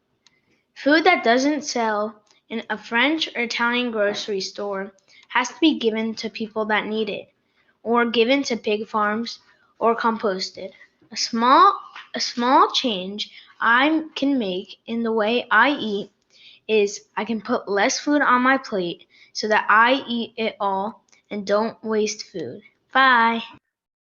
so that was one of the assignments, and I am very proud of another example when my students engaged their students in the project climate change campaign. And so the task was, just imagine if you become a president, what would be your speech to the world? So Hi, my name is Michael Gom, and I am running for president. I'm running for president to put an end to climate change. Climate change has a big impact on our planet. If greenhouse gases get caught in the atmosphere, which they do, polar bears' habitats would disappear because of the heat, and that's what's happening now. A solution for climate change is using electric cars. Electric cars don't cause any pollution because they have renewable energy. And regular cars pull out pollution from gas. If you use solar panels will also help and have the same impact as electric cars do. They have this because houses use energy and fuels that's not. So that the boy, and I would like to also hear Hi, my name is Sophia Pacheco, and I'm running for president because I want to end global warming. We only have 10 years to straighten up. Now I'm going to tell you 3 solutions that can end global warming. Solution number 1, fossil fuels. Greenhouse gases is gases that get trapped in the atmosphere and affects global warming. So just these are I enjoy this because this is the voice of kids who accept the reality today, and really they really can do a lot if we continue educating and engaging them in these ways. So and yes, these are the results that I told you that students were doing research, and they found out that that said this year results, 57% of respondents said that their family recycles. One person said that their family composts, unfortunately, so we have to work on that. 50% of respondents, none of which being students, thought that their actions could make a difference in creating a sustainable environment. So this is also very important. So students are doing research and they learn about how to manipulate this, how to use this research. And also what it was also interesting that when they were presenting during symposium on campus and other faculty members and professors were participating. So one of the professors, that this is Dr. Elizabeth Harper, so she's from nursing department. So she, when she heard of what our students were doing at school, so she promised them that she would aid composting into her classroom and as an independent research project with her students. So that was a really like triple effect. Not only we impacted students at school and their parents and their but also the college professors who were participating in all this. So, and these are after school program. During these years, we were running school programs for different grade levels. For example, there were 3 projects. So this is Earth Hour, 4 W's of climate change: why, where, who, and how, what to do. So that was for 4th grade, and there were also for higher, older grades. And so curriculum developed through the projects, and all teachers were in this school particular, they were using topics of climate change in their classrooms and in after school program. And so these are examples of the work and how my students were teaching virtually, and we still teach virtually in the classroom. School does not allow so far to be in person. They also actually they created a pavilion outside the school, which is now used for teaching outside, like making an open school. And the principal of the school is very supportive, and she involved. So we had only $1,000 first year, but then she involved parents, and Dominican sisters contributed, and so they built a really wonderful sensory garden with benches outside with the names of the senses. And students go out and they plant. So you see the students are planting flowers. They plant also vegetables and herbs. And I was witnessing how then they pick those plants and vegetables, and there is next door there is a cafeteria where food is made out of the crops that they have different times. So we also had a wonderful event for our students to educate them about climate change and how to talk to parents and how to talk to students about climate change. We invited the author of the book, How to Talk to Your Kids About Climate Change, Harriet Sugarman, and Michael also. I use my resources. Michael is my major resource in educating my colleagues and my students about climate change. So, and I think there is a light in the tunnel with the work we do, and this work is replicable.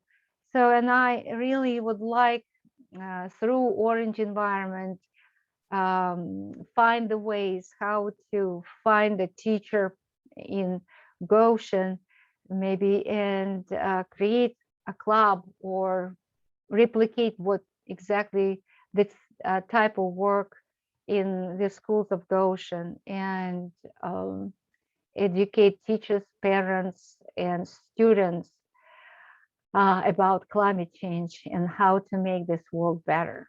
So yes, if we, that's what I wanted to share. Well, thank you. That was phenomenal. I have so many questions for both of you, but I will defer to anyone else if you have questions.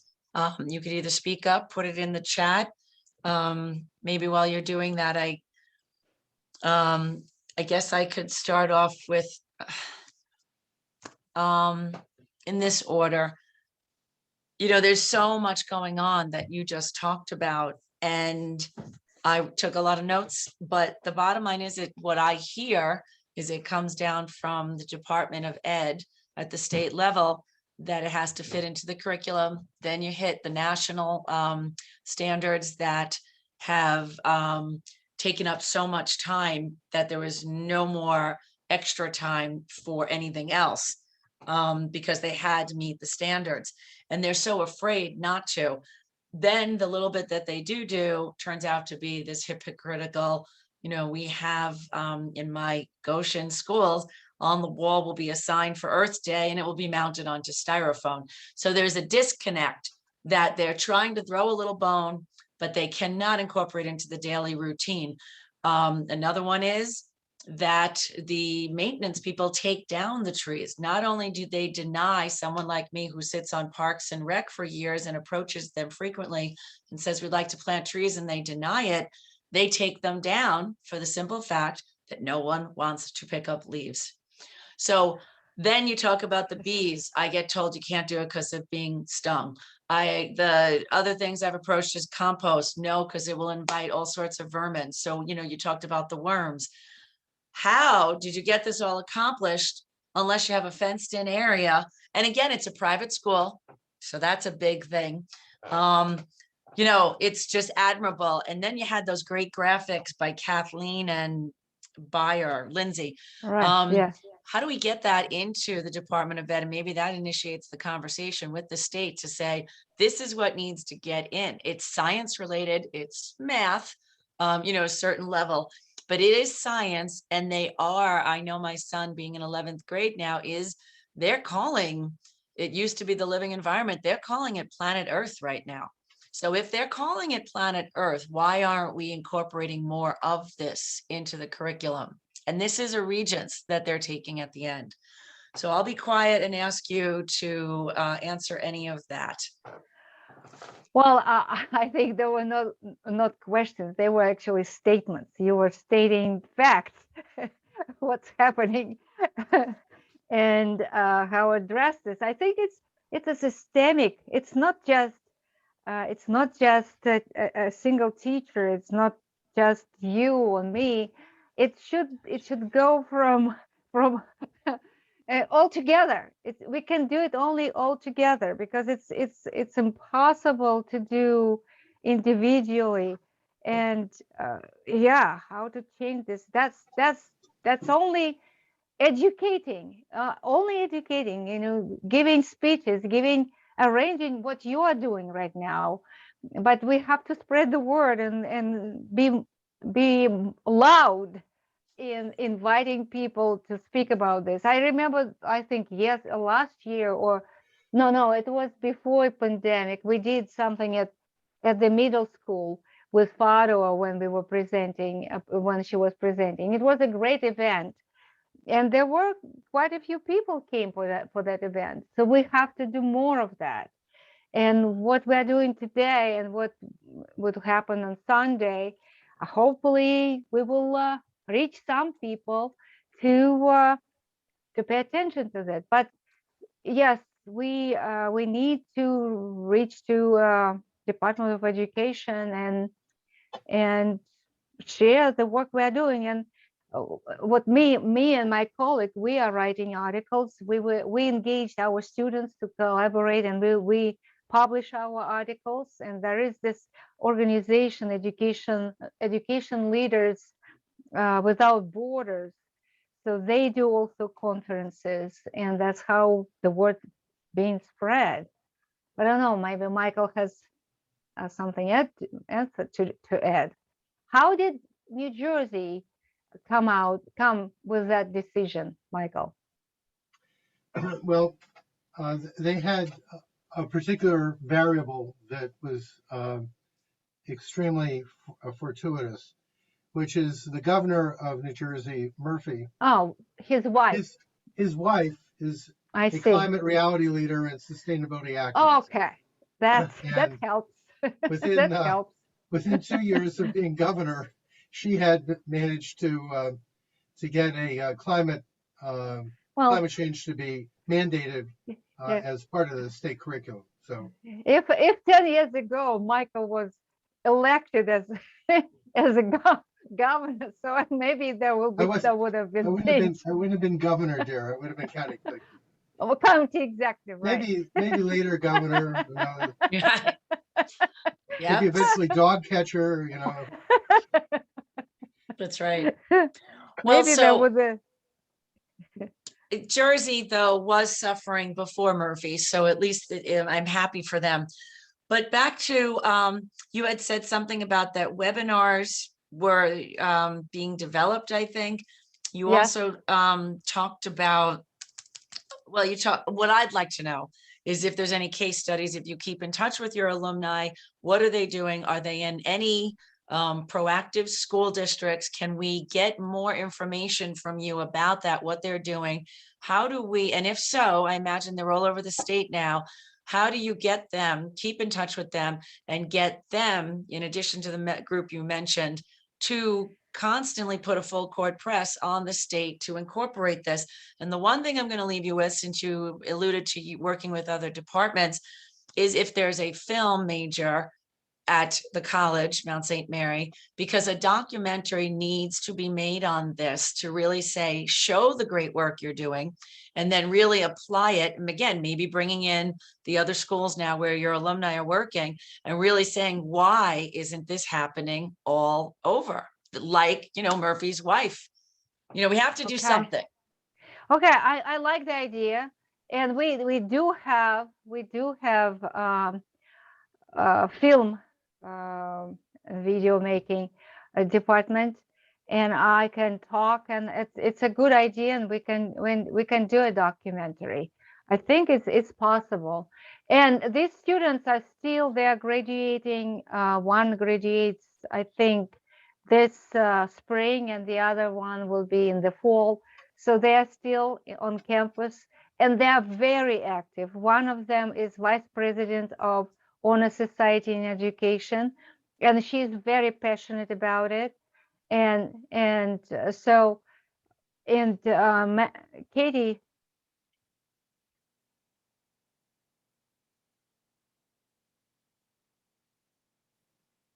What happened, Luda? Who is, I don't know who is with us. I don't know. Are you hearing something? Yes, I do hear. We don't hear it. I was going to unmute someone. I don't know, Peter. Peter, you're welcome to unmute if you want and ask questions.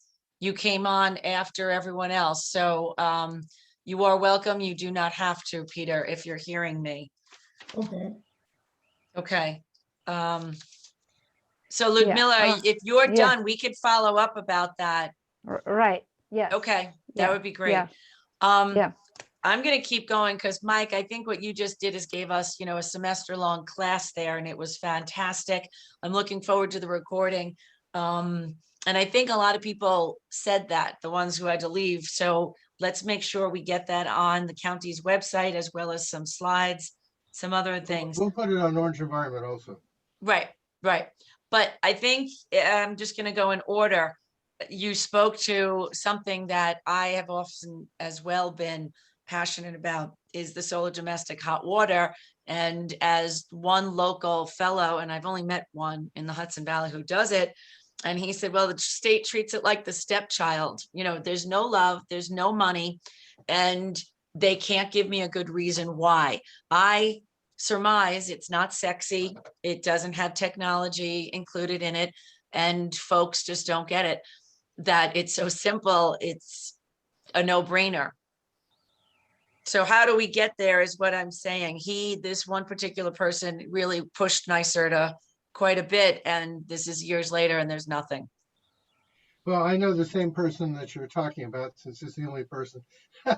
I think there's the question of how you push solar thermal, but I'm more interested in the big picture. And to some extent, as we move to geothermal and in most applications, heat pumps, we have the possibility of doing hot water heating through that system. And so the question becomes, this wasn't a question previously, and our friend wouldn't like me bringing this up, but it seems to me that the issue is how to get hot water generated in a way that is sustainably sourced. And solar isn't the only answer at this point because these other technologies can heat water. So, but I think the solar hot water is simple. But, I think that putting photovoltaics, putting electric generating solar on a building or through community solar providing solar energy to a building, if you run an electric heat pump and generate your hot water, that is still renewable energy generated. So we can get that onto renewable energy. So I'm interested in how we get the most amount of work done as possible. So in applications where you don't have heat pumps or geothermal, then I would certainly support solar thermal.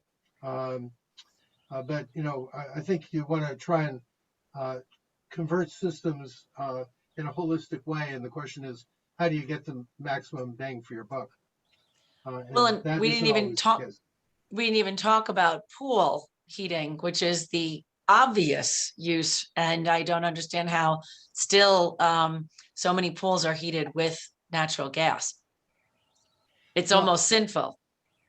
Yeah, I agree with you. Pool heating is a major energy waste, and easily done with a very simple heating system using the sun. So my next question would be about the microgrids. Maybe 7 years ago, probably more, the state incentivized, offered a grant to any area that can work with the community facility.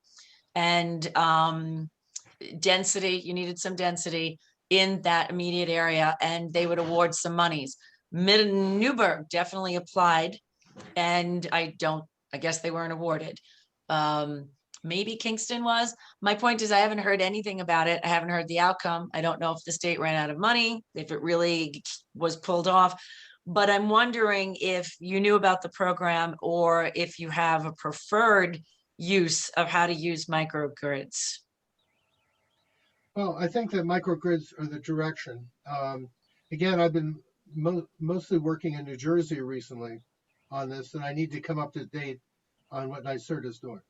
I'm not historically a major fan of NYSERDA, and so I hope they're in gear. But what New Jersey is doing is they are actually making microgrids their primary objective.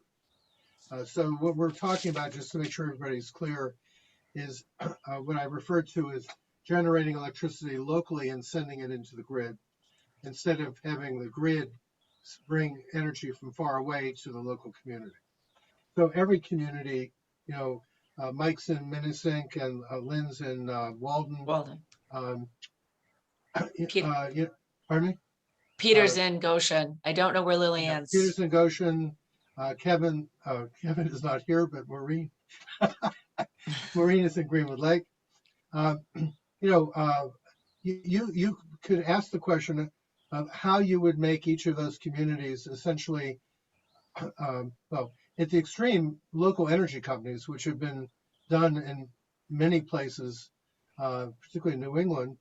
But you could have a local energy company that did this. But aside from that, you would have a microgrid where you would have houses, public buildings, businesses, all generating their own energy. But I talked about net positive energy buildings. You would generate energy that would also be shared for buildings that maybe weren't generating. And you would take your surplus and you would put it back into the grid. And you would share that with other communities. So you would have interlocked communities. You know what? If you go down, you want to be able to draw from somewhere. But at the same time, instead of everything coming from above down, now the energy is coming from here and it's being pushed outward. And I don't know about the particular grants you're talking about specifically, Kate, but this is where it's at. And this is what we need to get funding for. If you take, I think everybody's familiar with the village of Goshen. I live there, but the entire business district along Main Street has perfect solar orientation on their roofs. There's just so much that we could be doing that would be easy to do. There's stuff that's hard to do, but this stuff is rocket science. It's not rocket science, it's simple. And that's fortuitous that that's the way it is. That you said the Main Street orientation. I mean, there's potential all around us. We need to be looking at what that potential is and going after it and making it happen. But I would certainly want to see us going after microgrid money. And in the past, I haven't looked at it so closely because it wasn't for nonprofits to go after. It really needed municipalities to go after it. And I wasn't representing a municipality, although I did spend 10 years on Goshen's Environmental Review Board a long time ago. But basically, I'm not representing government, but government has opportunities. I know there's a lot of money around, whether it's specifically microgrids at this point, I'm not sure.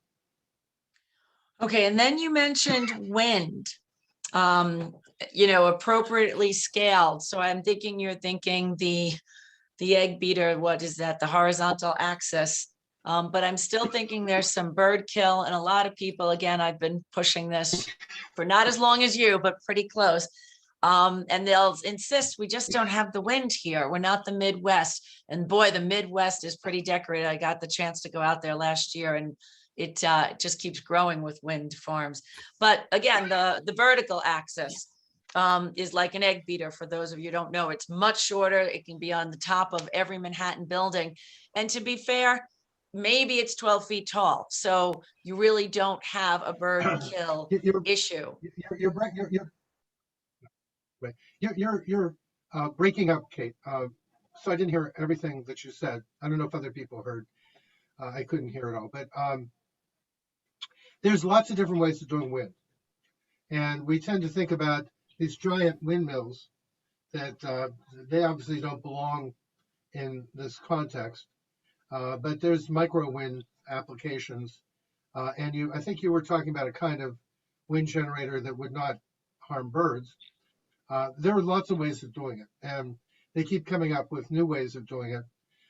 And not all wind needs to operate at a high degree. At Ramapo, when we had our alternative energy center, we started out with a Jacobs generator, which was built in 1920s. And some farmer had stuck it in their barn after they became electrified. But and the Jacobs company was still in business when the energy crisis hit in 1974, 75. and we were able to purchase a Jacobs that was refurbished. And we used that for many years. And then we replaced it with a Wind Whisper 2000, which was an extremely lightweight windmill. It generated as much energy from a much smaller unit. And importantly, it didn't have a lot of vibration. And its profile in terms of bird kill or other things was minor compared to the original one. And that was a long time ago. There have been many innovations since then. But I think wind is doable. But in this area, the widest application is going to be solar. Okay. Well, you know, and again, solar or wind allow us to keep our farms because both of them work in conjunction with grazing, certainly. But for food production, wind would be the preference. So something lower would be great. We have open spaces. And maybe that was something we could consider. Moving on to my next point, you brought up CCA, Community Choice Aggregation, something again that I have offered multiple classes on, and not too many people bite. The town of Highlands is pursuing it. However, they have been sidetracked with their potentially consolidation. So, but they did pass it. And now they have to do a referendum. That was back in March. We can't get anyone else interested. And I'm wondering if it's something that Mike Vandervert and Lynn from Walden, you know, if it's something that your municipality, if we can help you pursue that, it's something that you don't even necessarily buy into green power, but you buy into a wholesale basically, because what you're doing is you're taking all your municipal residents and putting them onto a wholesale contract. And then if you bring that down, we've been calling it brown energy and green energy. So your green energy can get to be the same price they're most likely paying now. If you go and buy a wholesale package of brown energy, well, then you get that much cheaper. That's not our intent. We'd like to get green energy, but there's those options. So Lynn, I know you get a lot of pushback, but we should try and talk about that. And Mike, fingers crossed for how many Tuesdays you got left? 3, 2? 2 yesterday. Okay. Then you started talking about sinking energy plans. And again, what you said, you dropped a county a few times. I'm, very frustrated because I can't get anything done. The county has very little role here. We need our municipalities, Lynn, Michael, again, to get more of these things done. Mike Edelstein, do you have a way that you think the county could develop an energy plan? Because it's something I've been trying to do. Tompkins County has it, but how is it really, what weight does it carry when the towns and the villages don't have to listen to it? And I'll just add that to my list of all the other things they don't have to listen to. Well, the issue of home rule is an interesting issue. And from the standpoint of thinking about integrated planning, it's a very frustrating issue. However, I think that when we talk about rapid decarbonization and everything that's involved, towns are not prepared to address this. They don't have the resources, the knowledge, and they may be resistant, but hopefully they're not. They want to do it, but they're going to need to be guided as to how to do it, almost every step of the way. And so I think the county not only has a potential role, it has an obligation to actually play that role. And there's an opportunity here for the county to be heard in a way on planning that it has not been always heard in the past. And, everybody, when they think about energy, is thinking about large systems that they depend on. They may not be thinking about it, but there are large systems they depend on. When you start talking about having your own solar on your roof, you've now taken that and you've inverted it. But we still have to talk about how communities function and how communities can rely on each other and the whole system works. You need a whole system that works. That isn't something that as a homeowner, my solar on my roof can accomplish, but it's also not something that Mike and Lynn as community leaders can necessarily accomplish for other communities. So somebody needs to put the pieces together. Somebody needs to have the big picture. And of course, planning is the big picture. And when we start looking at what this means, we're not just talking about solar on roofs or microgrids, although those are, we are talking about. We're also talking about preservation of natural spaces. We're talking about how you create carbon sinks, to absorb carbon. We're talking about all the different pieces that are in play in a county that has a lot of agricultural soils, that has a reasonable amount of parkland, that has done a relatively poor job of land preservation. We have a very good active land trust, but we have all these subdivisions occurring all over the place that are destroying the landscape. So we haven't really gotten this idea through. It can come from the local leaders like Mike and Lynn, and perhaps Lillian, but we haven't heard from you. And it can come through people like Peter Lai, who teach permaculture, which is a type of approach to living with the land, living with nature. But it also has to come from government, and I wish that we had a chance to raise these issues in the campaign that's going on right now, that we missed that opportunity. But I'm hoping that the leaders that we elect will be really open to this, if for no other reason then I think that the same way that you couldn't ignore COVID, you can't ignore this issue. And when it comes to disaster relief, you look to government to help you. So this is part of the same parcel. How do you actually, instead of waiting for the disaster to occur and the disaster declaration and funding and FEMA arriving, what about trying to prevent the disaster to begin with? What about trying to harden and make more resilient our communities? What about trying to soften and make more sustainable our communities so that we can absorb water, for example, and have runoff go in places that's productive, or not have runoff at all, or not much of it, et cetera. Not having heat islands, not having all these. We create these problems. We're doing these problems are things that we've created. We've built an environment that is extraordinarily vulnerable to everything that's happening. But we're doing that. But we're doing that. We're cutting off our nose to spite our face, right? We all know there's no free lunch on this webinar, but all those things are things they want, right? So it costs more. The question here is not to say no all the time, but to say you've got to do it this way, not this way.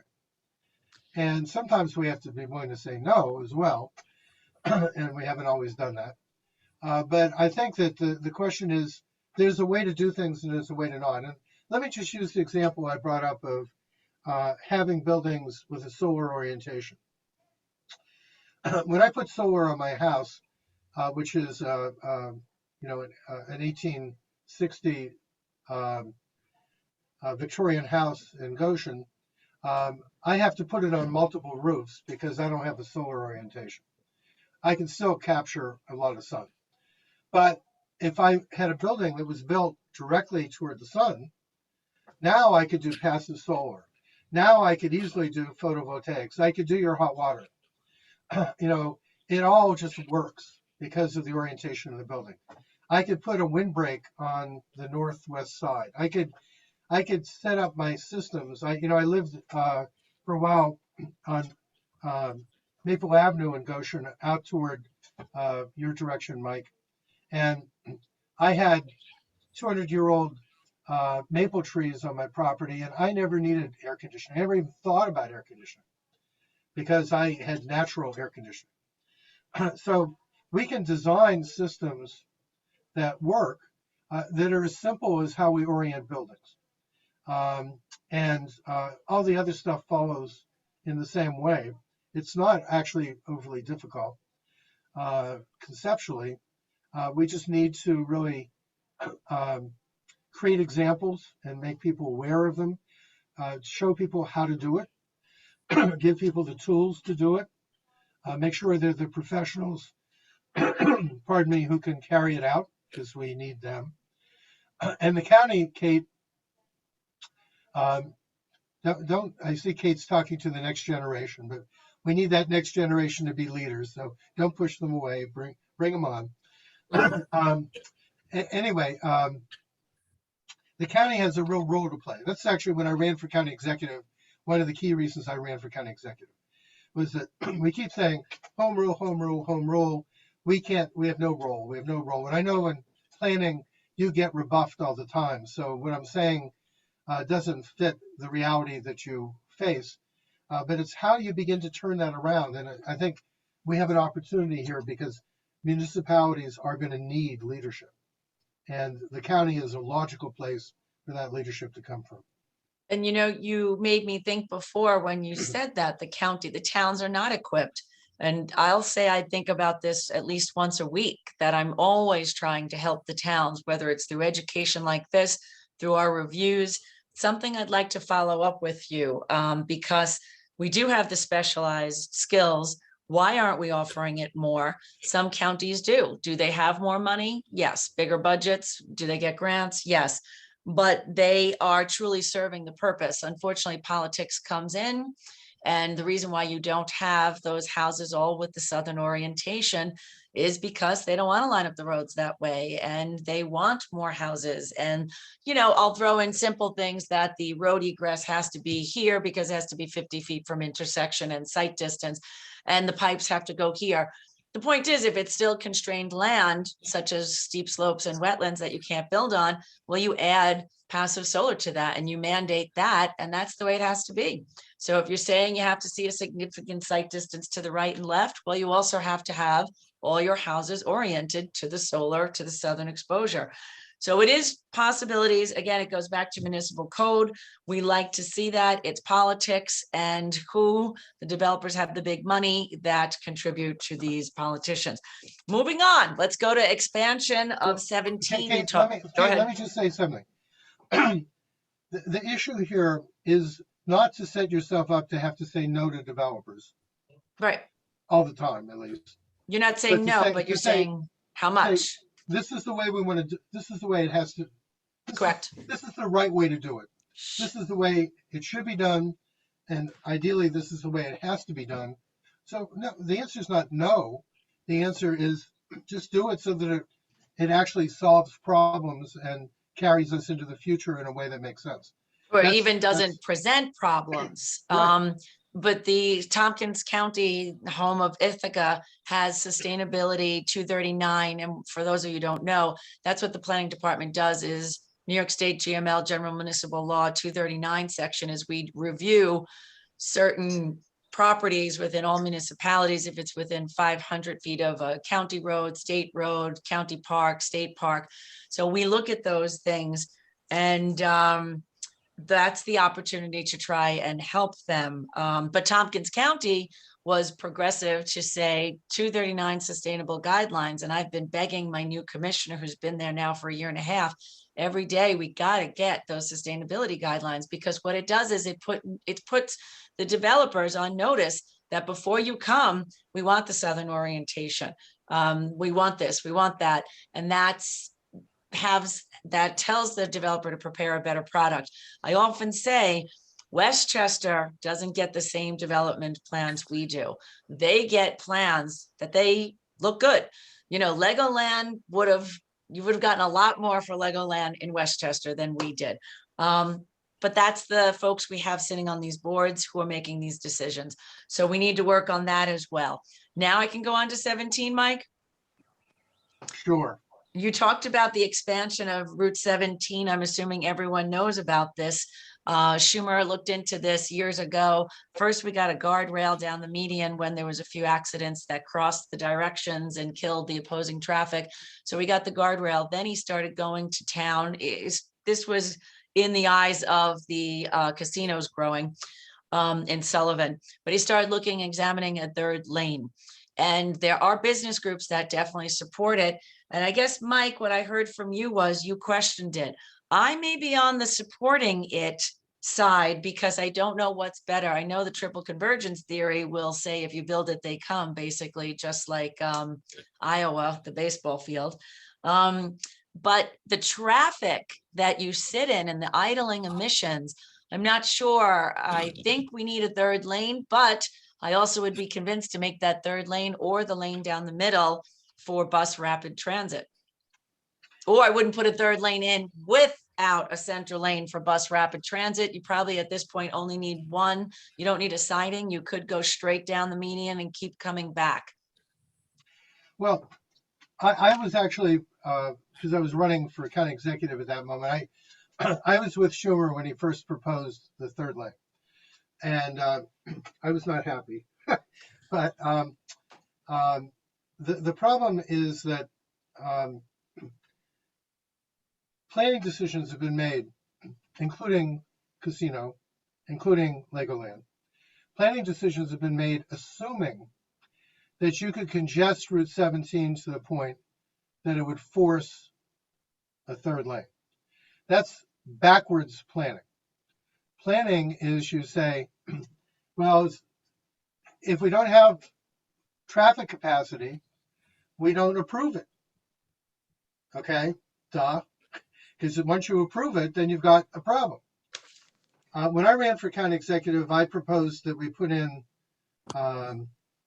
rail back on the main line. Maybe not on the rail trail, but rail. And in a conversation with your former boss, Dave Church, who's also a former board member of Orange Environment, he said, talk about bus rapid transit, don't talk about trains. I don't care if it's trains or bus rapid transit. Obviously, bus rapid transit is cheaper and more doable, so that's good. But the point is that if you could, what I proposed to Goshen when they were looking at Legoland was that they not allow a very big parking lot. And they require a mass transit connection that would maybe connect to Harriman and have other connections.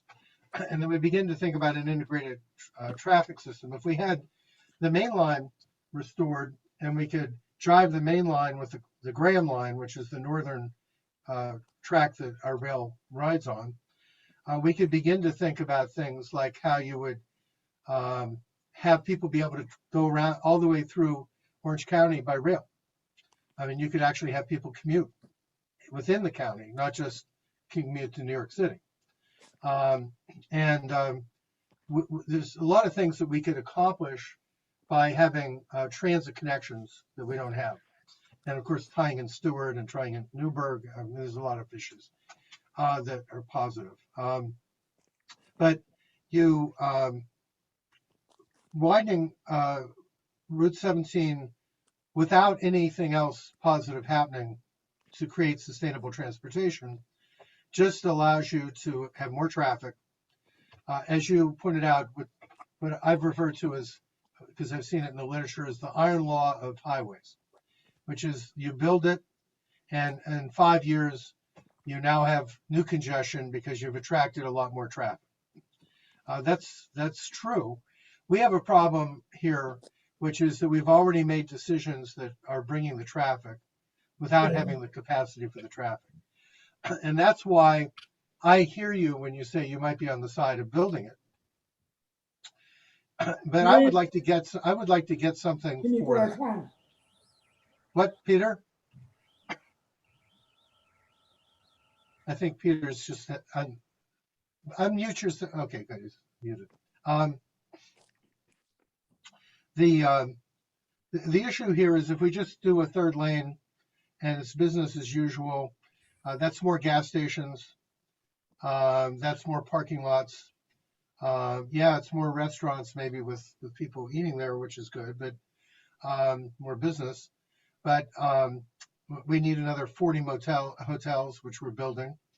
We're going through all this massive growth in Orange County without the capacity to support the growth. And You know, but that's the point. That seems to be inevitable. That seems like it's coming. And that's why I think we have to do all the other things we've talked about guiding the growth, because it is coming. Right now, we're looking at a huge plan just from, I'll just say the developers are usually from out of town, right? So it's based on Legoland. They're coming, they're building hotels. And this is it. So we're going to be sitting in traffic because I don't know if they're taking mass transit up here, even if we can get that. Look, I don't think the third lane is going to solve the problem. I Right, think for reasons we cited. it may be necessary in the sense that we've already created the demand without having the capacity, and we need to catch up. Right. I will grant that. And at the same time, let's just look at the issue of air pollution. Now, of course, congestion and air pollution are directly connected.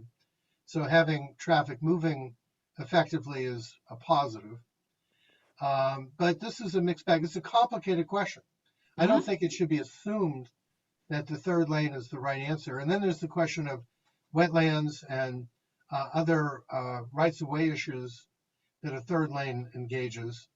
That maybe there may be some sensitive areas that would be affected. I don't think I'm going to stop the third lane, but I would like to get something in return for the third lane. 100%. Agreed. Like, how would you do the third lane without increasing air pollution along the Route 17 corridor? Or increasing greenhouse gas production? So that causes you to have to rethink assumptions you make about, oh, I'm just going to put a lane in and whatever will happen will happen. Well, what do we want to have happen? Okay, how do we actually make this make as much sense as we can? Well, that's a larger discussion. And again, if we have to work with the state because they're the ones analyzing this, and it is under, for anyone who doesn't know, it is under study now. So I don't know if all of you are on my list. Send me your email and I'll make sure you're on my list so that I can tell you when it's happening. But it's, I think it's the PEL study. I could be wrong on that. If you're interested, let me know and I'll get you the information that's happened. I'm sure they've had the webinars recorded. But in the interest of time, because we were supposed to end 9 minutes ago, I just want to say, Mike, that I loved everything you said, except most of it is made for either Disney or Celebration in Florida or some other new town that has all the land, right? The blank canvas, and they could do whatever they want. We have the wetlands, the slopes, the plumbing, the wires, the roadway, the mass transit problems. And that is why we're in the situation we are. I do want to talk to you about the tree replacement formula, as I call it. I've been trying to get this for years now. And if we could have a side conversation, if we know of any other communities, the previous commissioner kind of just put me on the spot one time and said, what are you basing it on? I saw you did a 3-to-1 ratio. I probably did a 2-to-1. But what are we basing it on? So over the years, it's either a percentage of tree removal, it's a percentage of your DBH defelled. It needs to be based on something. And where does it go? The communities may not want it. Well, the applicant may not want it on site. The communities may not want it on their main street or their parks. So the most recent conversation I had was with Cornell Cooperative University, Extension, Cornell Cooperative, that they have lots of land in Otisville now to do a tree nursery. So an intermunicipal agreement that when the Legolands come and take down the 79-inch sycamore and the 80-inch oak, that we get 81-inch calipers, or maybe we get 42-inch, or so forth, and we have it planted. And then when a municipality needs trees, here they are. I still think if we had a strict formula, we could have more trees. The trees need maintenance. Maintenance requires money. They need to be uprooted. They need to be transported. But at least we'd have trees. We also could be asking for this from each applicant in the form of money, so it does pay for the maintenance and the transportation. But something has to happen. Municipalities need tree management plans, tree inventories, and definitely tree ordinances. And I think only one community has it. I know Monroe is the only one with an inventory or a tree management plan. Anything?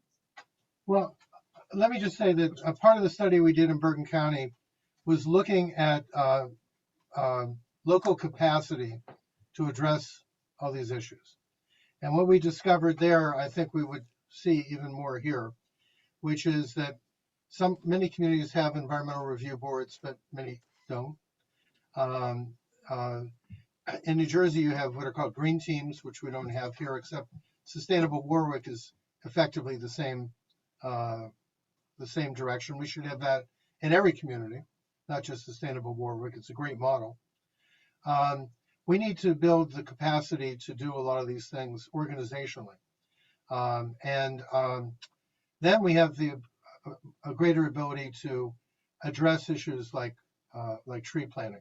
I think that the way that we figure it out is how much assimilative capacity does a given tree give us? And in reality, what you should do is replace at least that much assimilative capacity. What I'm talking about here is how much carbon gets stored in a tree.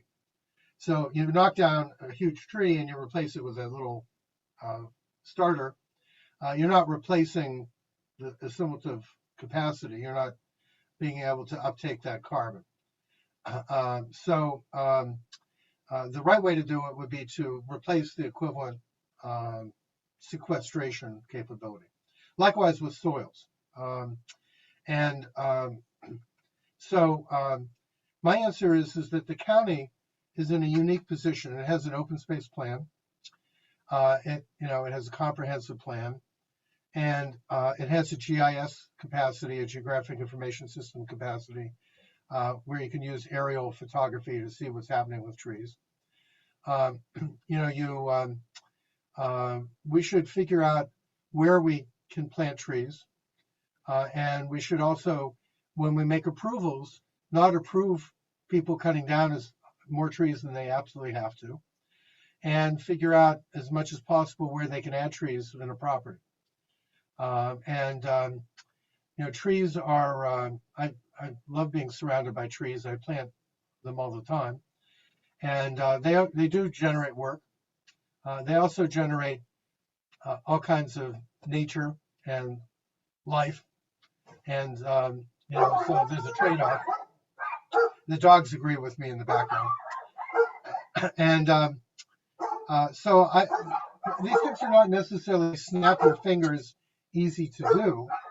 But again, I think that the county and the planning department in particular is in a position to actually figure out a way to guide municipalities on how to do this. And it can be done, and it's the right thing to do. So I think it should be done. You muted yourself. I did. Thank you. I'm trying to protect you from my dogs. Lumila left the call, but I think a lot of what you just said is the green teams in New Jersey, but you have students who are working on this. We don't have many institutions of higher learning, and I'm just wondering, Mount St. Mary being one of them, if there is a bio class that she could speak to the bio instructor and see if there's any interest for a class, an advanced class horticulture, to do something like this, because internally I'm not getting too far. So it's just a suggestion. Well, there's a biology teacher at the Mount named Lynn Milia, who is one of the key sustainability people on campus. And she would be the right person, I think, to talk to. Okay, if you can get me some her contact information. The other thing I wanted to say, in the Times today, I had it on my phone, but I've been having such problems. It said with a beautiful garden, it's not too late to take a walk. And I think they were implying, nope, it's gone. It was implying, that we're getting colder now, but the garden still beckons you, is what they were saying. The colors, not just trees, the garden. So I want to, before I end my last comment, I'm going to just read what Lynn said. She finds that there's two issues in local government: lack of knowledge and lack of engagement. I think the county taking the lead and reaching the area communities is the way to go. People are also fearful of the expense or the perception of the expense. And I'm going to editorialize and say, and that means money that they have to lay out, even though operationally it would be cheaper down the road. Again, it's all about the perception, as she noted. As for educating, perhaps approaching local school boards and teachers' unions are a place to begin. I don't know about the unions, but perhaps if interest can be generated through them and parent-teacher groups, that could bump up interest to the state level. That I concur with. Educating the community is a large part of what our CAC takes on. We also try to work in conjunction with our local library. Another good player, yes. We have just done a container gardening workshop to encourage residents to grow herbs, veggies, and flyers for pollinators. We did this in conjunction with planting a trial wildflower meadow in Walden. We're starting small. Suggested size was 400 square feet, all chemical free. If this is successful, it will be expanded and hopefully more meadows will be initiated in other parks or areas around our town. It's lovely. Everyone loves a pollinator garden, especially late spring, summer, early fall. We have some bee freaks that don't like it, but normally it's well received, right? Let me just say that under Peter Lai's guidance, Orange Environment has been doing permaculture classes for years and even giving out permaculture certificates, teaching people. And Peter's also a master gardener from Cornell, which is, of course, a major program promoting these issues. We have some infrastructure there that we can work with, but we already are trying to work on these things. And what Lynn is describing is great. What Ludmilla was talking about with reference to schools, these are projects that scale themselves very well to schools because you can use them around your curriculum. And even the tree project is not beyond engaging school children in doing. I think we could think about a way to have kids become advocates for trees in their communities and tree planting. And, planting a tree, which I'm sure many of us have done, I've planted maybe, 500 or 600 of them at least. It's a very wonderful thing to do. And it's an experience that I think lends itself to making people feel good. I'm a psychologist. Bottom line is that contact with nature, having a sense that you're constructively working on issues, even issues that are scary and dramatic, being able to do something about it, these are all important things that we need to give people. And I think that if we keep working this, out of this conversation, we get some people elected, hint, hint. We have important community leaders. Everything that Lynn does, other people see. Everything that Maureen does, Peter does. These are things that, person by person, group by group, you begin to build. That's what we've been trying to do since 1982 with Orange Environment. And this is how you build action. But we also need the government to be able to make it happen, to be an implementer, to be a facilitator. And Kate, that's something I'd be really interested in working. Maybe we should set up some meetings and see if we can come up with some concrete ideas that might actually pull in people, even if they may initially be politically resistant. And maybe they wouldn't go for everything, but maybe they go for part of the package. And see if we can get some action happening. Okay. On that note, I would like to plug again my event on Saturday because Peter Lai is going to be there. And Peter, I think that you should be adding some permaculture information. If you could bring that to the Master Gardener table and composting, that would be great. I would also like to bring up Lily Ann O'Connell is joining the chat box and said she has to head out, but she said that it was an interesting meeting. She learned a lot, and I think that you should specifically try to share these meetings with college kids, because honestly, it was really educational and a nice experience, and I agree with her. Thank you, Mike and Ludmilla. And Lynn says 100% agree with everything you said about trees, Mike. We have a project coming in Walden. The Walden Planning Board made it a stipulation that many of the trees on site could not be taken down, and trees taken down had to be replanted. So that's what we're talking about. That's what we need. So Lynn, you're still here. Please send me that information. I need to have that so I can suggest it to other municipalities, and maybe talk to your people that if you do have this, I'd like to do a webinar on that soon. The last thing I'm going to end on is Mike said something very funny, and I don't know if he said this in his intro, but he did a lot of work with the landfill, or at least Orange Environment did, with Mike at the helm. And you said something that Orange County is good at waste to energy from landfills. So leave me on a positive note, because I wasn't too aware that we were good at that. Well, Did I wouldn't say- misinterpret that? Yeah, I think, well, I could be I getting think- climate smart community points right now, so I really want to know what you have to say. I wouldn't say that the county is good at it, but at both Torrey landfill and at Orange County landfill, they had methane problems, and they put in power plants. I think there's one at Orange County. I'm pretty sure there was one for a while. Torrey, I'm quite sure, still has one. At least they did the last time I looked.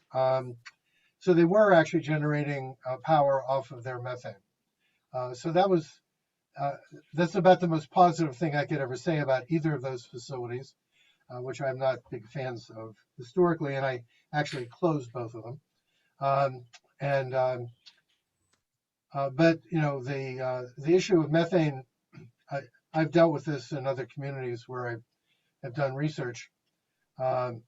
If you don't get your methane out of the landfill, you've got a problem. It'll migrate laterally, and you start having buildings blow up and things like that.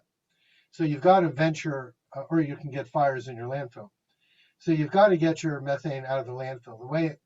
There's two ways to do it. The most common way is you just stick vents into the landfill and you vent that methane to the atmosphere, which from a climate standpoint is, you know, the least desirable thing imaginable. So using it for energy does involve combustion. It's not, in an ideal world, you wouldn't be doing it, but in the world that we have methane deposits in these landfills, we need to do it. And so at least you're hopefully combusting it pretty completely and you're using it, getting energy from it. So I think we are doing that, or we have done it in the past at both of our large landfills. All right. Does anyone have anything else to say? Maureen? Nope. Nothing. Okay. Mike Vandervoort. Lot to think about, right? All right, he's tired. He's got to hit the trail tomorrow, the election trail. We've kept you much longer than we should have, and I appreciate you staying this long.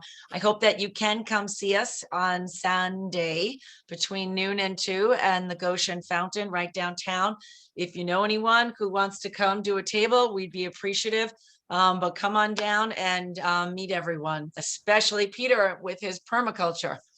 Permaculture Peter, that's what I'm going to start calling him. All right. Thank you again, Mike. Thank you, Ludmilla. This has been wonderful. I bid you all adieu. You worked hard. You deserve a good sleep. Okay, let me just say that we're interested in doing these programs. If there are audiences that want to hear them, we'll do them online, in person, if the conditions are right. And you know, this is, we have a commitment to being heard on these issues by as many people as we can get to. So. To be continued, Mike. Now I have your phone number, your email, and I know where you live. Be careful. Good night. Good night, Good night. all. Take care. Thank you.